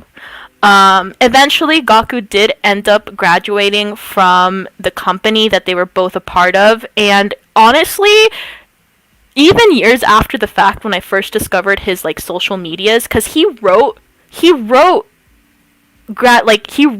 feelings in like an Instagram post, when Gaku graduated, about how devastated he was essentially about the graduation, but that he was also very happy for Gaku, because obviously this was the first step for Gaku to eventually elevate his career. He obviously wanted to pursue something else outside of the company, and he achieved basically everything he wanted to achieve in that company. So Shuji understood why Gaku graduated, but it didn't mean that Shuji wasn't absolutely devastated, which he made very clear. And he also detailed that during Gaku's graduation in the green room, they were crying together. They were crying, and that Gaku eventually told Shuji that he hopes that they will get the opportunity to be on stage together again. Fast forward literally like a couple of months after, Shuji gets a call that he's been cast as Kamyu for Joker Trap, and that Gaku is going to be playing Ren. And so it just adds to this whole, like, how this, this role, this project meant to Shuji, because he was able to realize personally the promise Gaku, or the hope that Gaku had shared that day during his graduation from the company, in hopes of that they would together be one day again acting together on the same stage. And not only that, I will finish it up in a second, but Shuji also got the call for the news that he'd been cast as Kamyu during a very unfortunate moment in his life. So not only of the age, not only just going through, this monumental moment in his career in which his best friend leaves the same company, but he also did suffer which he shared and publicly announced. He did suffer a loss from his family pet. Unfortunately, had passed away. And the day after, or the same day, he got the call. He got Kamyu, and he wrote in his amiibo that he believed that Kamyu was a gift from Tiara, his family pet. That because she also did unfortunately end up passing away on his birthday. So he was going through it. Yeah, he was going through it.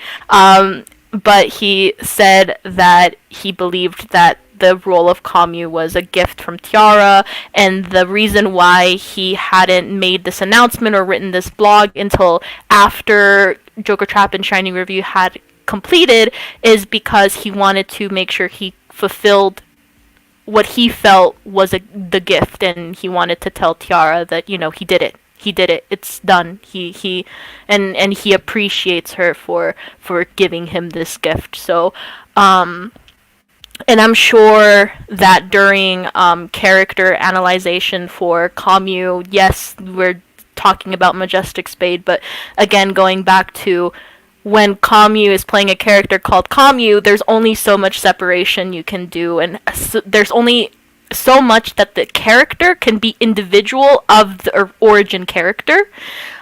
So probably, you know, knows that Kamyu has, well, certainly does know that Kamyu has a dog himself, Alexander. And so just goes, you know, like it was just fated. It was fated. And I'll close it off with a letter Shuji wrote to Kamyu after the Joker Trap and Shining Review performances, which is, Kamyu, I learned a lot from you. You're great, noble, and frankly possess many qualities that I don't have. I inherited the spirit of the previous Kamyu and have created my very own Kamyu. I had days where I struggled and suffered, but I was saved by the spirit of this role. Thank you for that. I am proud of being able to be Kamyu for the rest of my professional career as an actor. Thank you for the beautiful view. Thank you for allowing me to meet the best of friends. Kamyu, thank you. See you later. Damn, bro. And yeah, so they really everyone's experience that you've described, it's like they really get into like the role, and that's what I feel like.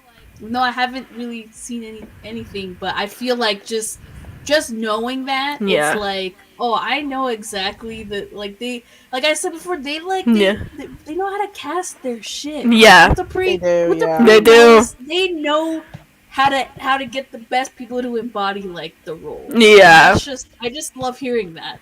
Yeah, and so to talk about the side characters really quickly, we have Kentaro Araki as Larry, Yamato Furuya as Kobayashi, Muo Hattori as Vega, and Mitsuru Karahashi as Keaton. And the summary for Joker Trap is as follows.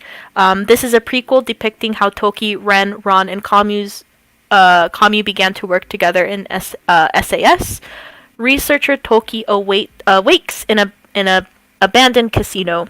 There he finds a group of strangers, Ren, Ron, Kamyu, and Keaton. They were all members of the Shining Ability Service, SAS, the world's largest spy organization, but each of them had been conducting their own separate missions. Even Toki, an ordinary citizen, had a history that could not be ruled out as unrelated to them. When the men realize they have been assembled by someone with an agenda, they suddenly receive a transmission from someone identifying themselves as the Joker. The message reads, "The Joker is among you." With that, a game for their lives began. When all the riddles are solved, will the Joker's true identity and purpose come to light? Is this sudden encounter chance, or is it fate? The best game starts now. And without getting into spoiler territory, it definitely gave me Saw vibes at one point during the stage, like Saw the horror series, especially with the whole scene of the Joker announcing the game, where, and it says in the summary, so technically it's not a spoiler, but in a game in which it's like they're supposed to get out of the casino or they die, basically. And so and obviously and so as they try to get out of this casino, they have to figure out who the Joker is. And now I gotta watch this. Know who the Joker is. This one's good. This one is good. It's definitely in my top 3. It's not my favorite, despite my gushing about it. It's not my absolute favorite, but it is in my top 3. It ran from April 19th through May 13th, 2018, both in Tokyo and Osaka. They did have additional performances added for a total of 25 performances total. So they were booked and busy. That is yeah. And the songs that were made for this stage was The Game of Love, which is a group song, Don't Let Me Down, which is a fantastic duet between Toki and Kamyu. Hot Sympathy, which is a duet between Ren and Ron. And then obviously they do the Joker Trap cover. Don't Let Me Down is so fucking good. I wish we could show you. I wish we could show you. It's so good. But you know, yeah. YouTube sucks. No, yeah. And copyright is just shit. Don't Let Me Down is just so it's electro pop. It's electro pop genius, okay? It's so good. And Hot Sympathy, my favorite part of Hot Sympathy is literally the first few seconds of the song, because they have a call and response between a bass guitar and a saxophone, and it's so fucking good. It is. It's as sick as it sounds, because it's literally the bass strums its little chords, and then the saxophone responds, and then the bass goes. Yeah. I love that they incorporate their instruments. Yeah. That's cool. Yes. Yeah. Yeah. About Utakuri is everyone gets their own instrument, and it works with their personality. Oh. And just no. Cool. Talking about the OST, Kamyu's theme, which is the song that plays whenever he has a moment, is mainly cello. And it's amazing. And so, yeah, the actual stage itself, it's fucking crazy. It's fucking insane. It's very... It has comedy, drama, it's just... The comedic moments, though, are really fucking funny. Try to do the romance in there, too. Yeah, there is a little bit of a, very... Yeah. And so... it's very... Some scenes are very interesting. Interesting with a capital I. But, their comedy geniuses, Shuji especially, this man... This is the thing about Kamyu. Let me do an aside for a second. Kamyu, a lot of people, for some reason, don't believe he's funny, but, Kamyu's fucking hilarious. He's so funny. And Shuji is a comedic genius, okay? And so, putting him in the role of Kamyu was... Again, I will say it again, it was destiny. It was he's so funny. And they play off each other so well. And the ad-libs that they do are just so well constructed. It's not awkward at all. And if for any reason you're cringing, it's mostly because they're very aware of the cringy actions that they're doing. It's not secondhand embarrassment in that, oh my god, why are these actors doing this? But oh my god, why is Toki doing this? Why is Ron doing this? Why is Ren doing this? And so it's a good time. It's a fucking good time if you can get some friends together, and if you're over the age of 21, maybe a couple of drinks. It's I would love to watch this. It's a blast. And even if you are over the age of 21 and don't drink, it is still a really good time. Just hunker down with your friends or, yourself, and just expect a good time. And so, Mina, anything you want to add before I move on, or? No. Honestly, no. Joker Trap is the play that Mimi and I will talk about. Yeah. Specifically the cast themselves. So, like she did mention, Tabi Mate, something that we'll get into later on, really solidified this group for me. Just the cast group itself they're incredible choices individually. Put them Mm. together, it is both a recipe for disaster because they're incredibly Perfect chaotic disaster. together. It's a Yeah. perfect disaster because they're amazing together, they're hilarious together. You can see the friendship that they have for one another, and it bleeds into, like The. I was Mhm. talking at the very beginning when we first started this. It bleeds into the stages.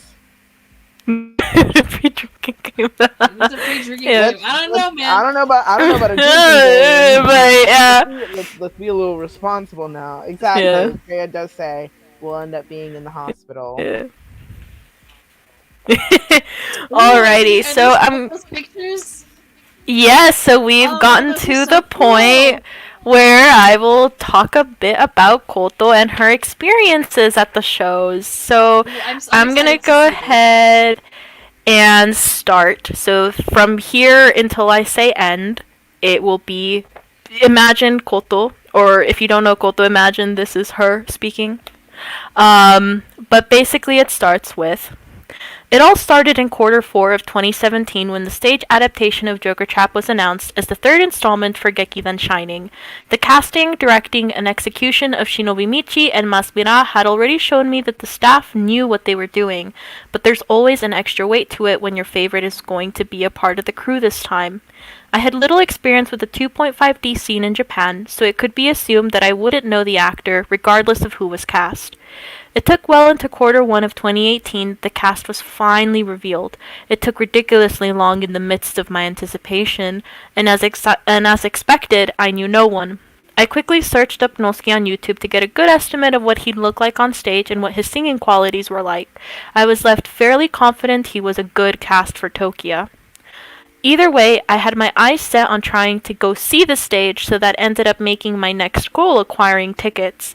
As a foreigner, it's fairly difficult to enter the lottery system since they ask for Japanese coordinates left and right, but thanks to a Japanese friend, I was able to apply, and to my immense surprise, won a ticket. I was also trying to get into the Starish fan meeting at the time, but that lottery was not quite as pleasant. I was already starting to prepare for a trip to Japan in early May 2018, and now I knew I had to be in Osaka on May 10th for the first Osaka showing of Joker Trap. Fast forward a couple of weeks to when I set foot in Tokyo. After settling down, my first endeavor was to actually print the ticket in a loss and convenience store. I entered my reservation number, paid, and printed the green ticket for a dream come true.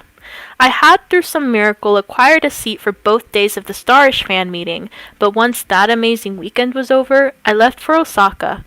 As a little fun fact, the Joker Trap Quartet was actually also present at the Starish fan meeting. In hindsight, I think I caught the light of 4 pen lights in the special seats, but that might have just been wishful thinking on my part. I had never been in Osaka before, so the first thing I did after getting off the Shinkansen was to check where the theater was. There was no one in the hall when I got there, but they did have a little chart with the seating arrangement on one of the walls. After scouting for my seat, which was right next to one of the side doors, though spoiler alert, it turned out to be the wrong one, more on that in a bit, I had lunch in the restaurant next to the theater after that and left for my hostel to prepare for the next day. The play wasn't until the afternoon, so I spent time wandering about in Osaka as a tourist. The goods line for ticket holders was a little after noon, and I had decided to spend some yen there. The theater venue is located in the basement of a hotel and is accessed by an escalator or regular staircase. Staff directed everyone gathered to stand in one line that started down at the door of the room where they'd be selling goods and went up all the way outside. I was glad to have come early and could start queuing inside, at the top of the staircase, as the sun was beating down on those outside. Staff handed everyone a pencil and a print of the goods on sale, and indicated to everyone to write down the amount of each item they wanted to order. I noted down my wish list and went back to waiting. To pass the time, I used the empty side of my ticket to doodle Randolph, which had somehow caused the girls waiting behind me to start fangirling. I nodded an amused thank you in their direction. Eventually, I reached the bottom of the staircase and found myself back in the hall where I had been the day before. I then headed into a hall lined with tables of people handing out goods according to the paper sheet they were handed. Once I paid for everything I wanted, I left back to the hall and picked up the pamphlet that came with my ticket. Shining Life had a free 11 pull going on that day, so I used the special occasion to try my luck. When I pulled, I got an SSS Renoir. Might have been Tricky Hearts magic. I then left the venue entirely, decided to find something to eat, and take the time to look at the pamphlet. I was very impressed and very excited. Once it was time, I went back to the venue. People were gathered already, carrying all kinds of bags and showing off their Oshi's colors. I quietly waited in a quiet corner until they let us in. I sat down in the seat I'd scouted out yesterday, which was at a very good distance from the stage. I'm not going to say much about the stage itself, as I'd rather you all watch and experience it yourself instead. But as the story progressed and things started to click for me, it got quite exciting. I was sitting at the edge of my seat for most of the play. And, going back to the door comment again, during the play, Kamyu and Toki walk into the audience at one point, but they ended up coming in through the door opposite of the one I was sitting next to. Mildly disappointed there. The review corner was good. Everyone was really good at singing. The audience waved their pen lights as they should, but it felt a little awkward to me as I didn't know the songs at all. Heard an actor recently say that if they notice if the audience doesn't know the song, they would just kind of wave their pen light around rather than go all out, and that's exactly what happened. Once the play was over, I went to the station to take the train back to my hostel. My heart was so full I took the train in the wrong direction. I noticed in time, however, got off at the next stop, and decided to just walk the way back. It was a very nice way to discover Osaka in a less convenient way. Once I'd made it back to my hostel, I took the time to actually appreciate the goods I had bought and share the excitement with friends online, like Mimi. The adventure was over, but only for now. In autumn of that same year, I had the chance to go back to Japan, and with the DVD, OST, and special photo book for Joker Trap finally being on sale, I immediately bought those the first day I was there. Joker Trap and its actors had completely captured my heart. I had started following Nosuke's blog, even had a brief period of translating it, and when he announced he was going to start as the Tuesday personality on Asaste, a daily morning talk show, it became a weekly routine to catch his live show on the radio app every Monday evening or rewatch it on Nico Nico during lunch the next day. Kamyu's Kikuchi no Shuji is actually the reason I started talking to Mimi, and we've been close friends since that summer of 2018. I enjoyed watching Tabi mate with her, as well as getting into other franchises these men have starred in, like Nosuke and Yokai High School, School of Pandemonium. I had hoped to be able to catch Nosuke again as Toki during Polaris, but unfortunately for me, they announced Polaris at a time where I couldn't take leave from work. The daily updates on the Gekidan Shining Twitter were the highlight of my day, during a time when it felt like work was about to swallow me whole. When Polaris came out on DVD Blu-ray, I gave the ticket inside for the DVD release event to my Japanese friend. Lo and behold, she won a ticket to the event. Unable to see Polaris, I set my eyes for the next one, Pirates of the Frontier. The timing was ideal. It was a little more difficult to get tickets for this one, but my aforementioned Japanese friend helped me get into contact with someone who was able to get me a ticket for Pirates on March 16th in Tokyo, and the Yokai High School stage play in Kyoto. Looks like I'll be seeing Nosuke after all again. I knew the drill now, so it was a little less stress-inducing than my Joker Trap adventure. It also didn't help that I had only arrived in Japan 2 days prior and was feeling the jet lag pretty bad. The Stellar Ball Theater was a bit of an adventure to find, as the hotel shopping complex is quite complex. I queued the line. It started lightly raining at the time, caught a Cyndaquil in Pokemon Go and named it Iki. The things people do to make memories. It was Trekko Community Day when I went to go see Yokai High School, and I named one Nosuke. We weren't given a sheet of paper this time for goods, but I had prepared a written list anyways, and did my best to order everything I wanted, including the Iki Bear. My Japanese friend had joined me by now. We were both excited for the play. We went to our respective seats and sat down.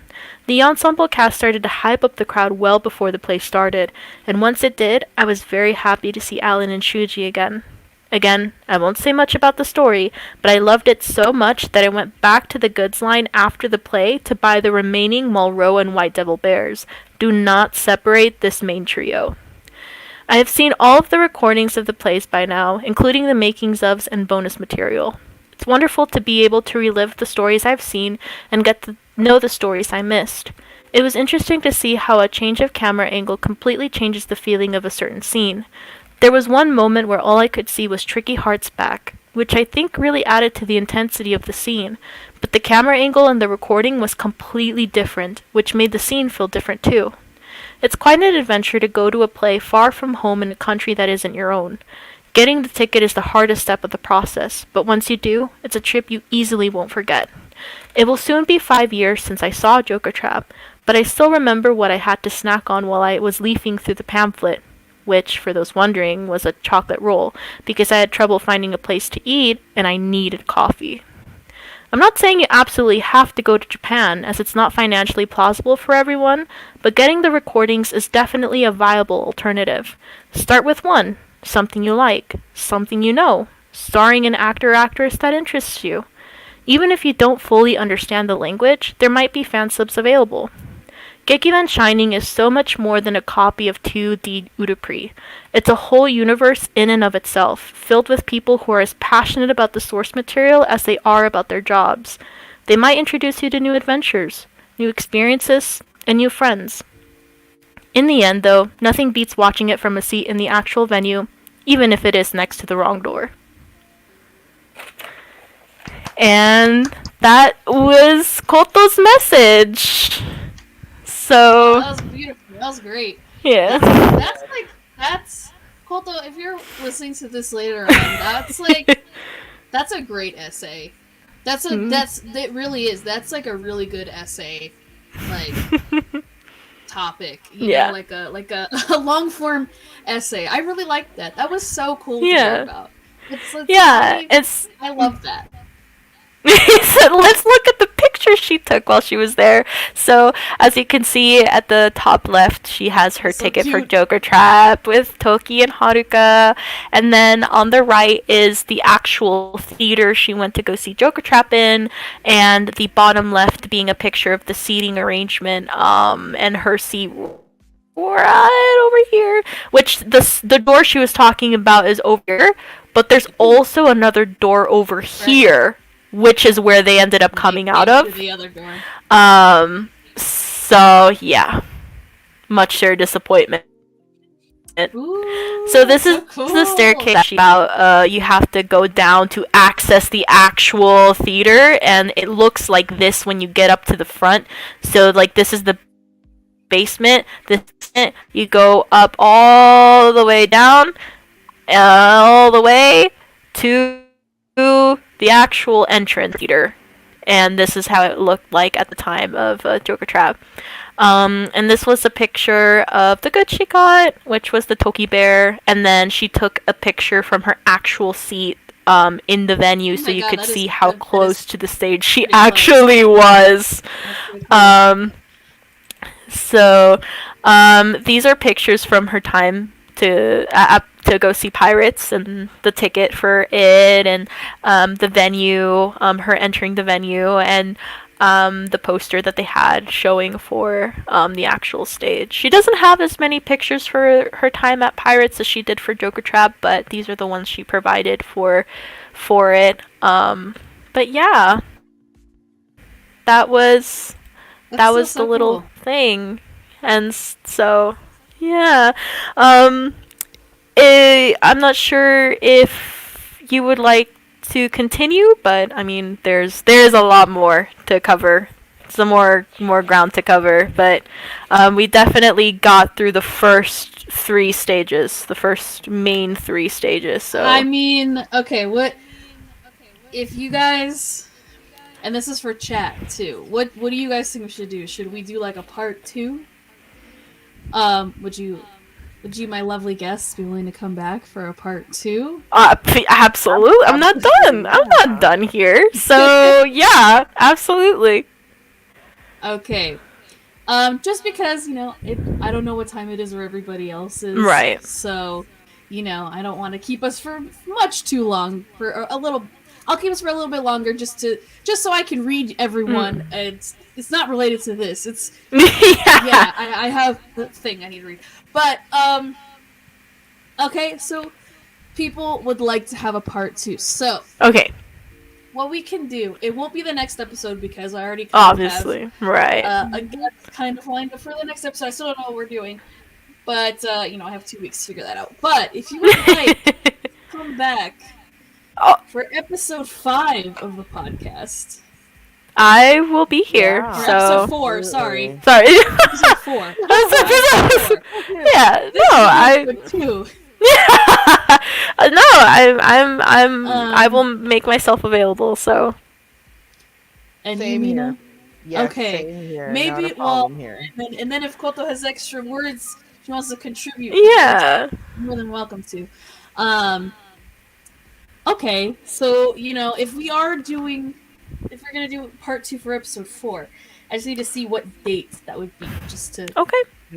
Sounds Okay, good. so the No next problem. episode would be the 17th. So the episode 4 would be a month from now, March 3rd. March 3rd. Yes, Writing it March down. Yeah.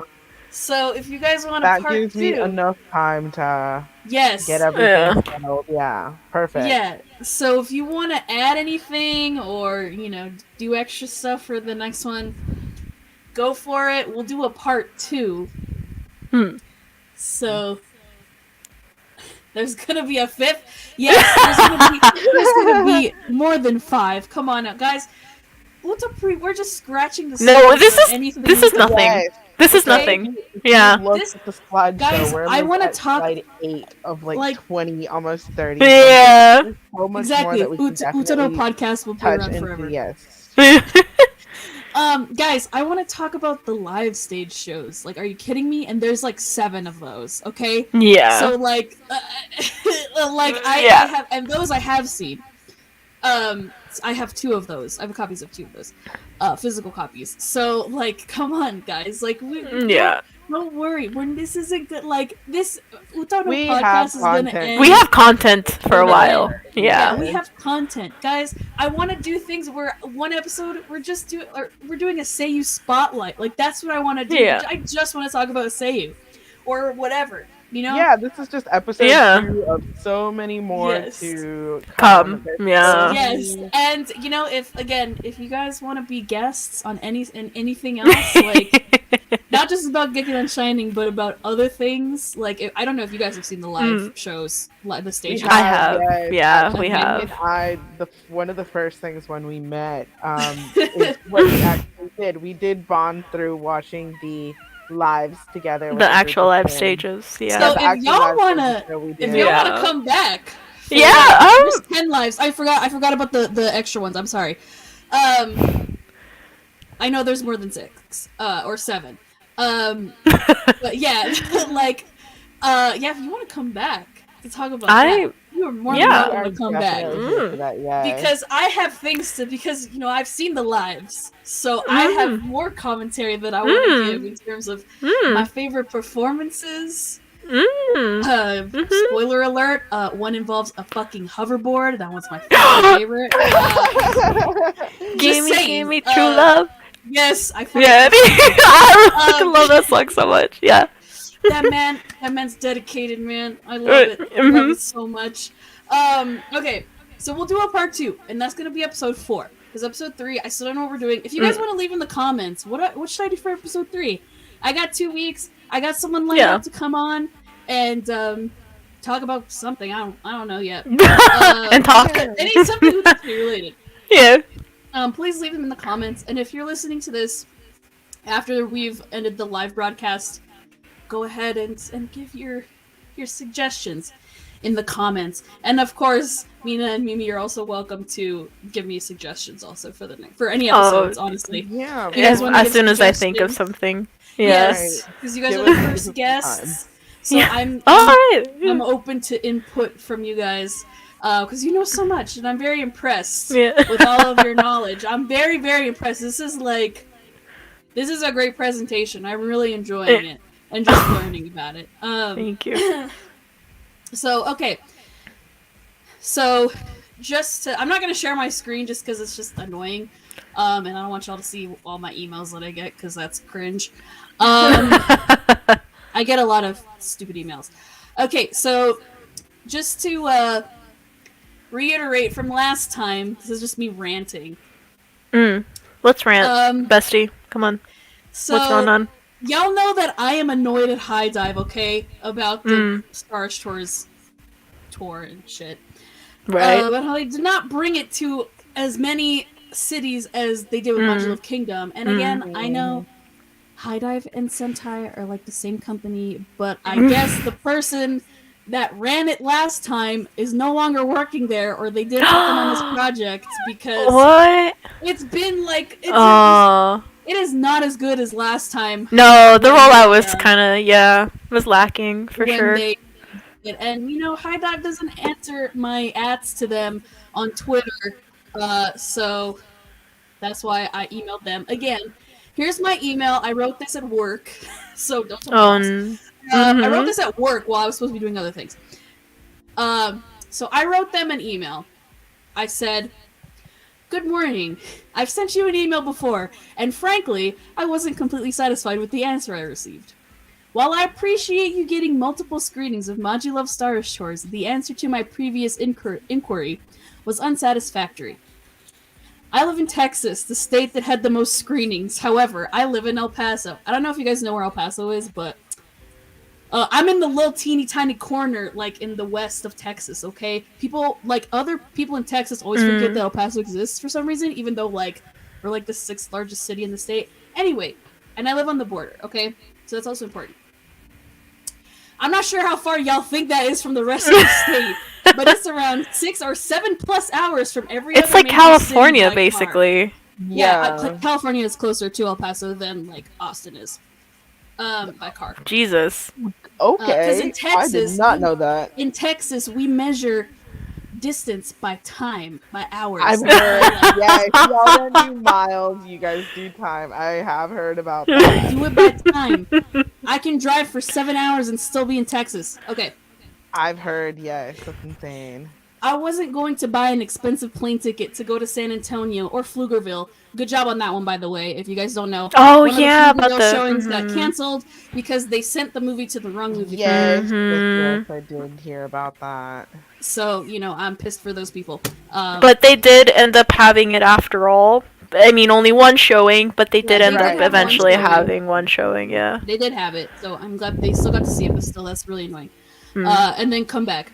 And do that on either a Sunday or a Monday when I work during the week. I understand if those were the only options for screenings, but to have them land on 2 of the most inconvenient days of the week was just another annoyance. Well, not only that, but it was also Lunar New Year, so there were a lot of people who could unfortunately not go to see the movie because they were with family and friends celebrating the holiday, so... I believe your response to me was, this is what they told me the first time I emailed them. At this, because I asked for additional screenings. And I gave them examples of why they should have given El Paso one, because they don't have any New Mexico showings. And New Mexico is I live an hour away from Las Cruces, New Mexico. I live 4 hours away from Albuquerque. I live 6 hours away from Santa Fe. And I live 2-3 hours from Ruidoso. So El Paso, if there's a showing for stuff in El Paso, people from New Mexico will come. Because it's a day's drive. And then you drive back. So it's not, if there was a showing in Albuquerque, I probably would have tried to go. Or even Las Cruces, even though sorry people who live in Las Cruces, but Las Cruces sucks. Anyway, as an El Paso, they'll understand. You know what? It's fine. It's fine. At this time, we have set locations for the tour and do not have any plans for additional locations. We hope that you can make it to one of our showings. Oh, wow. How is that a satisfactory response? You didn't even tell me the reasoning why you couldn't add locations. As a customer and a fan, I'm extremely upset and disappointed. Then I started a paragraph. I haven't even gotten a response on Twitter, which I've tagged you guys multiple times, by the way, about when we're going to get it streaming because I'm unlucky enough to not live anywhere close to where you had screenings. I have to wait to watch it at home. Is this even going to get a Blu-ray disc? I only keep my streaming service with you guys for the Starish TV special that precedes this movie because I can't get it anywhere else legally. That's really the only reason why. Literally, that's why I pay for High Dive. I have all 4 seasons and Maji Love Kingdom on Blu-ray already, and I find it funny that it's not just me asking for screenings on Twitter to you, and you ignore those and only respond to the people that actually got to see it. Really nice. I was really pissed at that point when I was writing it. So answer this question for me. When will we get official streaming for Maji Love Stars tours on your platform? The tour is over now. Can we get additional screenings? As I stated in my previous email, I live in a huge hub between two countries because I live on the border. Juarez, Chihuahua, Mexico is like literal like the bridge. Like there's multiple bridges. I can driving down the freeway on like if you're driving east or west, depending on what side of the road you're on the freeway, like you'll see all these houses and everything. That's not the US, that's Mexico. Like that's what is right there. Like I can see people driving and businesses and people's houses and stuff. Like that's a whole other country right there. And people commute back and forth every single day. You know, I know there are some Utapri fans in Juarez, okay? Like I have a feeling there are, right? Yeah. No, I'm sure. I feel it, okay? Or even just in Chihuahua, the state. Where did I see it? I live in a huge hub between two countries and two states, full of people that will come to see it if El Paso had a screening. It doesn't surprise me, y'all forgot we exist, but then so kindly tell me you hope I can see a screening of it when I live hours away from any screening, and y'all didn't even bother to give New Mexico a screening at all either, because New Mexico got nothing. I mean, so yeah, like some states didn't get anything. I look forward to hearing your response that I assume will be extremely generic and won't answer any of my questions or address any of my comments. Have a great day. And then I sign my name. So then, like 2 hours later, they send me the response. And guys, I was right. It was very generic. And Yeah, it's an automatic response, most likely. So it says, "Hi Mia, hello. Thank you for reaching out to us at High Dive. There has been so much positive feedback about the tour. We are sorry that we couldn't add more locations. The show will stream on High Dive in the near future. We are working on that now, so don't give up hope. At this time, we do not have plans to have a second tour schedule, but if anything changes, you will hear it first on the news site as well as our awesome social media pages." And then they link all their pages, and then they say, "Thank you again for being the best part of High Dive, the High Dive support team." So, that's the news, guys. That's where they're at. They can't even, like, clarify. They might, maybe someday, maybe kind of not do a second Starish Tour screening rollout. Yeah, it doesn't. It sounds like it. Yeah. It sounds like what High Dive may be waiting for, and somebody did comment this, saying that they're probably waiting on like convention showings because there are conventions coming up within the next couple of months as spring and summer roll around. And then they're also likely waiting on the Blu-ray release in Japan, which, if I remember correctly, it releases It's in March. Yeah, it's like the 15th or 17th of March that the Japanese Blu-ray will release. So it's likely that High Dive is kind of waiting for Japan to make its first move before they make their move. Exactly, yeah. And I mean, that's understandable. And I understand that they can't say anything, possibly because of legal just reasons. sucks. Yeah. It's very inconvenient to everybody who did as a go to that one person, showing too. As a person that works in like customer service and stuff, an answer like that's not how you assure the customer that you're working on it. You like I would have been fine if the response was more like, "You know what? We're really glad that you enjoy it so much to the point where you are very passionate about wanting to see it, and we want to get that to you as soon as we possibly can. And we apologize that you weren't able to see any showings. We are going to try our best to get the information out to you as soon as we are able to. Like, as long as you reassure me that you're working on it, like, then that's fine. I can still be pissed off or whatever. But it sounds like to me, I'm like, okay, clearly this isn't priority. Obviously it's not. Whatever. Like, I get it. Utapri's not like a big giant. It is a big giant franchise, but it's not a big But in the US, over here, no. which is unfortunate as fuck because Utapri's so good. But like, I get it. This is on the back burner. I get it. Okay, but it's just like, yeah, it's frustrating. But yeah, I know. And the other thing is, like, why did it take for people to just, like, find the dates via Fandango and not High Dive themselves first? Yeah, Well, that was definitely something that was very frustrating as a fan to find out that mm, fans were better at promoting the the movie than they movie and the were. dates Yeah, and everything than exactly. High Dive was, or even Sentai was. Yeah. So Udapri there's fans became definitely a lot of marketing stuff. majors overnight. Like they Literally, I were. know. Just no, just really. hire me, High Dive. Hire me. Yeah. I'm passionate about this shit. Like, just let me be the fucking marketing person for just Utapri shit, okay? Because I'll know. I will fucking Imagine know. that'd be the dream. It really would be getting Yeah, paid to a market lot Being a of brick being an wall, Utapri more fan. yeah. I agree, exactly. Sherry. Making a request to be seen, only to bang on a brick wall. Exactly. Hmm. Yes, a lot of people remember begging Mm. Sentai for additional screenings, and then they did that. That's why we got an El Paso screening, I believe. They added that. Because El Paso wasn't originally on the list for Much of the Kingdom, and then they added additional screenings, and we got it. And I was so Well, excited. I missed work for that. That was Yeah. my day I'll job, too. say I'll say that they obviously probably left it open ended to make the reaction less angry, but I mean, I'm also glad that they did leave it open ended because they totally could have no, it's not happening at all. Period. You know. Right. Yeah, So you're right. I But it I like was they just so mad. yeah, like it's So like they mad. could have pulled a K Lab where every Yeah, they single could have time they done were that. like, no, it's not No, it's nope, nope, right. nope, nope, nope, nope. But You know, you know, it's you know what? am I gonna be surprised if they don't? No. Am I gonna be happy if they do? Absolutely. But they Yeah. definitely, in their response, it seems like they basically were just trying to give a response that would anger the least amount of people. But that doesn't stop people from being angry, obviously, because it is very frustrating. Because there Yeah. is a lot to be criticized on their part about this whole rollout.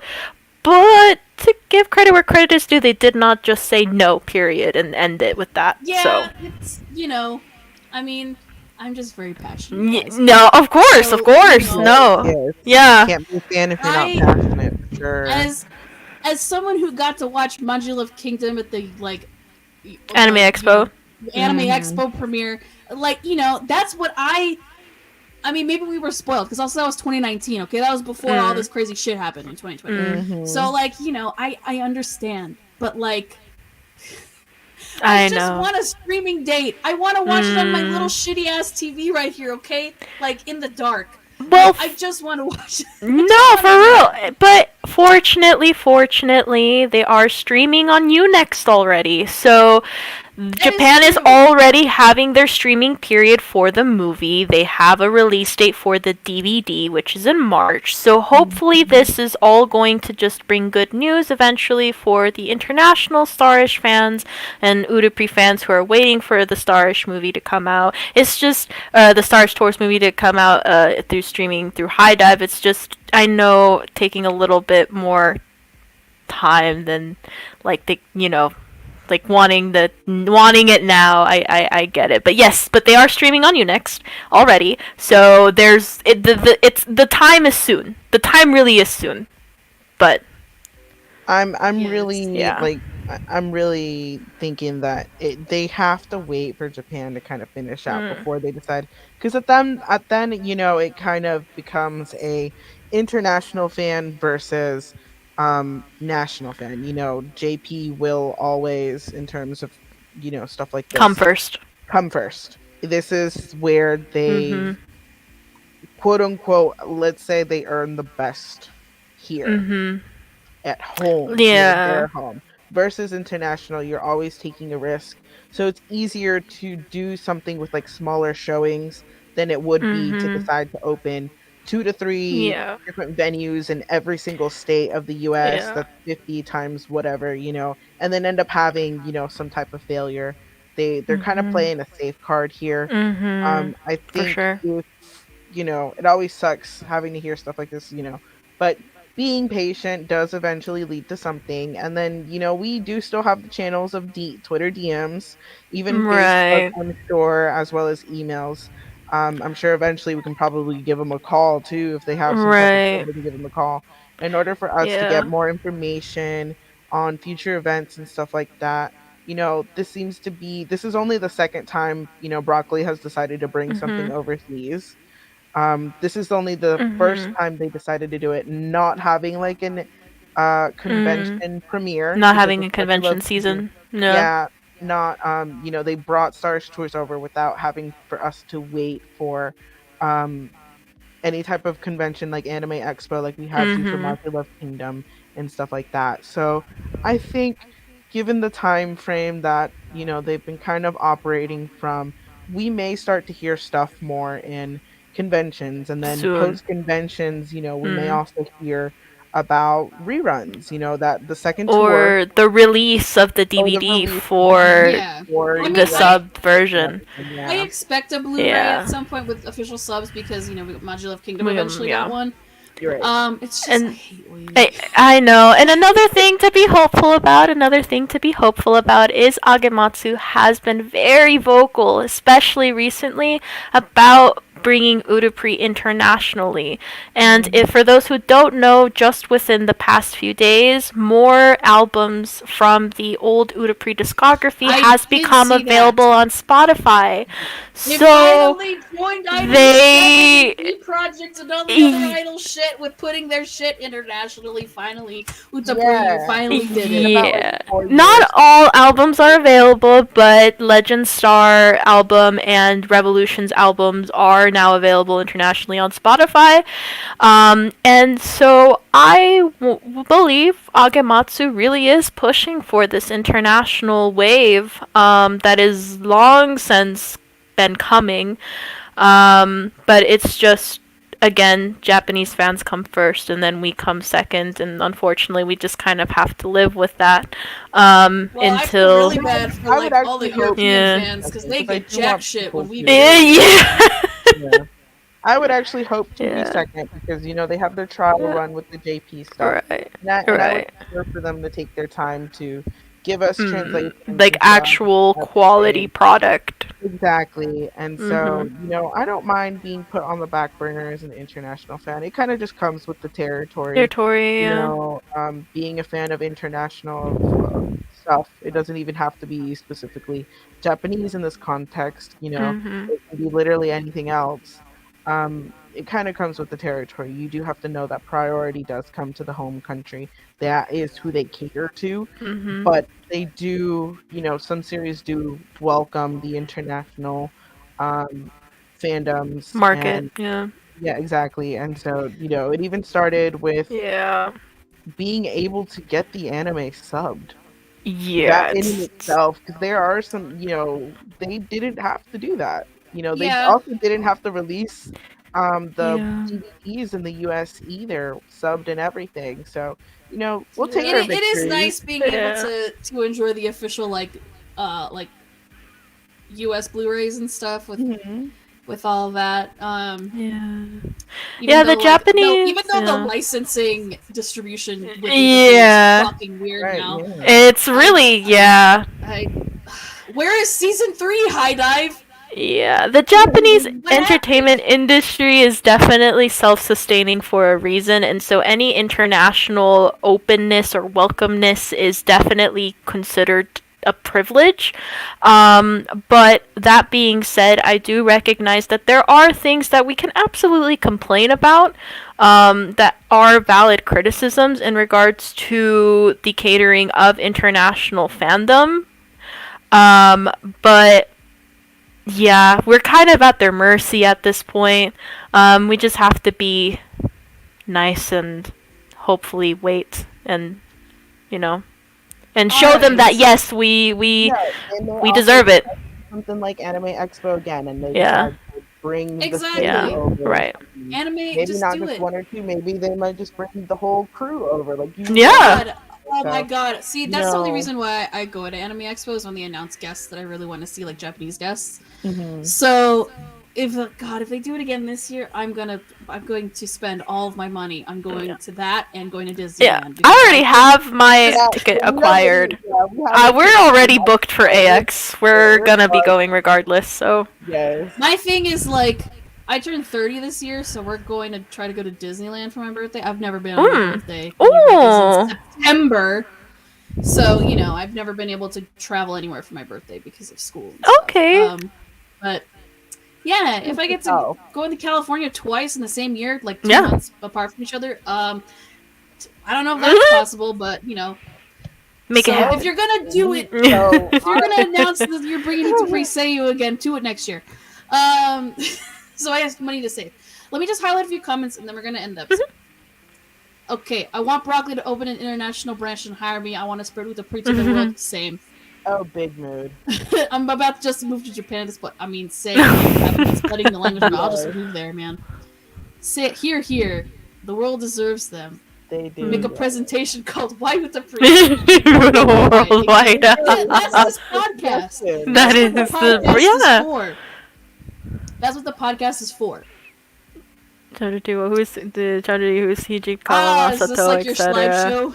I mean, we can definitely try that. We're surely winning for very slowly but surely. What?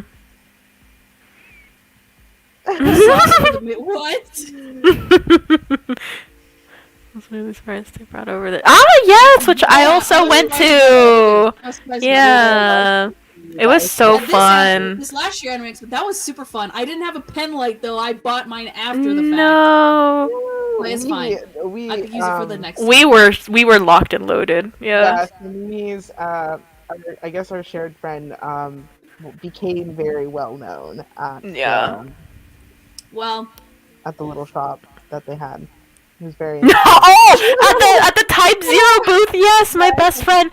So my best friend went with us to AX last year for the SSS screenings, and he, because of how much stuff he bought at the Type Zero booth where they had the Udupi merchandise, he became very good friends with the attendant there. And they it didn't matter what cosplay he was in that day. That man recognized my best friend and was immediately like, "What will you buy today, sir?" So, yeah. Alright, well, we've gone over, but that's okay. You know why? Because we're gonna come back. Yeah. With part 2. We'll be back. A month from now. We've already planned. Yeah. Gekidan Shining part 2. This is also a good ending point because we went over So again, thank you guys so much, Mina and Mimi, for joining and being part of episode 2, being the first guests on the podcast. Oh my god! I'm really glad that I'm able to share all of this with people, especially newer fans who maybe didn't even know that there were fucking stage shows for Utapri. Thank you for allowing us to have the platform to share all of this. So we've talked about we've had our own conversations, but we've just never been able to actually execute it. And so thank you, Mia, for pioneering. Oh, thank you for acknowledging that. You're welcome. And what can I say except you're welcome, to quote The Rock. Yeah. But yeah, I really appreciate you guys coming in and having a really cool presentation, slideshow, discussion, class, yes, rants, gushing, everything. This is what little moment. Yeah. Exactly. This is what I want this to be. Is like this, where we're just gushing and enjoying the conversation and everything. So I really appreciate it. I'm excited to hear the rest of what Gekidan Shining is all about for episode 4.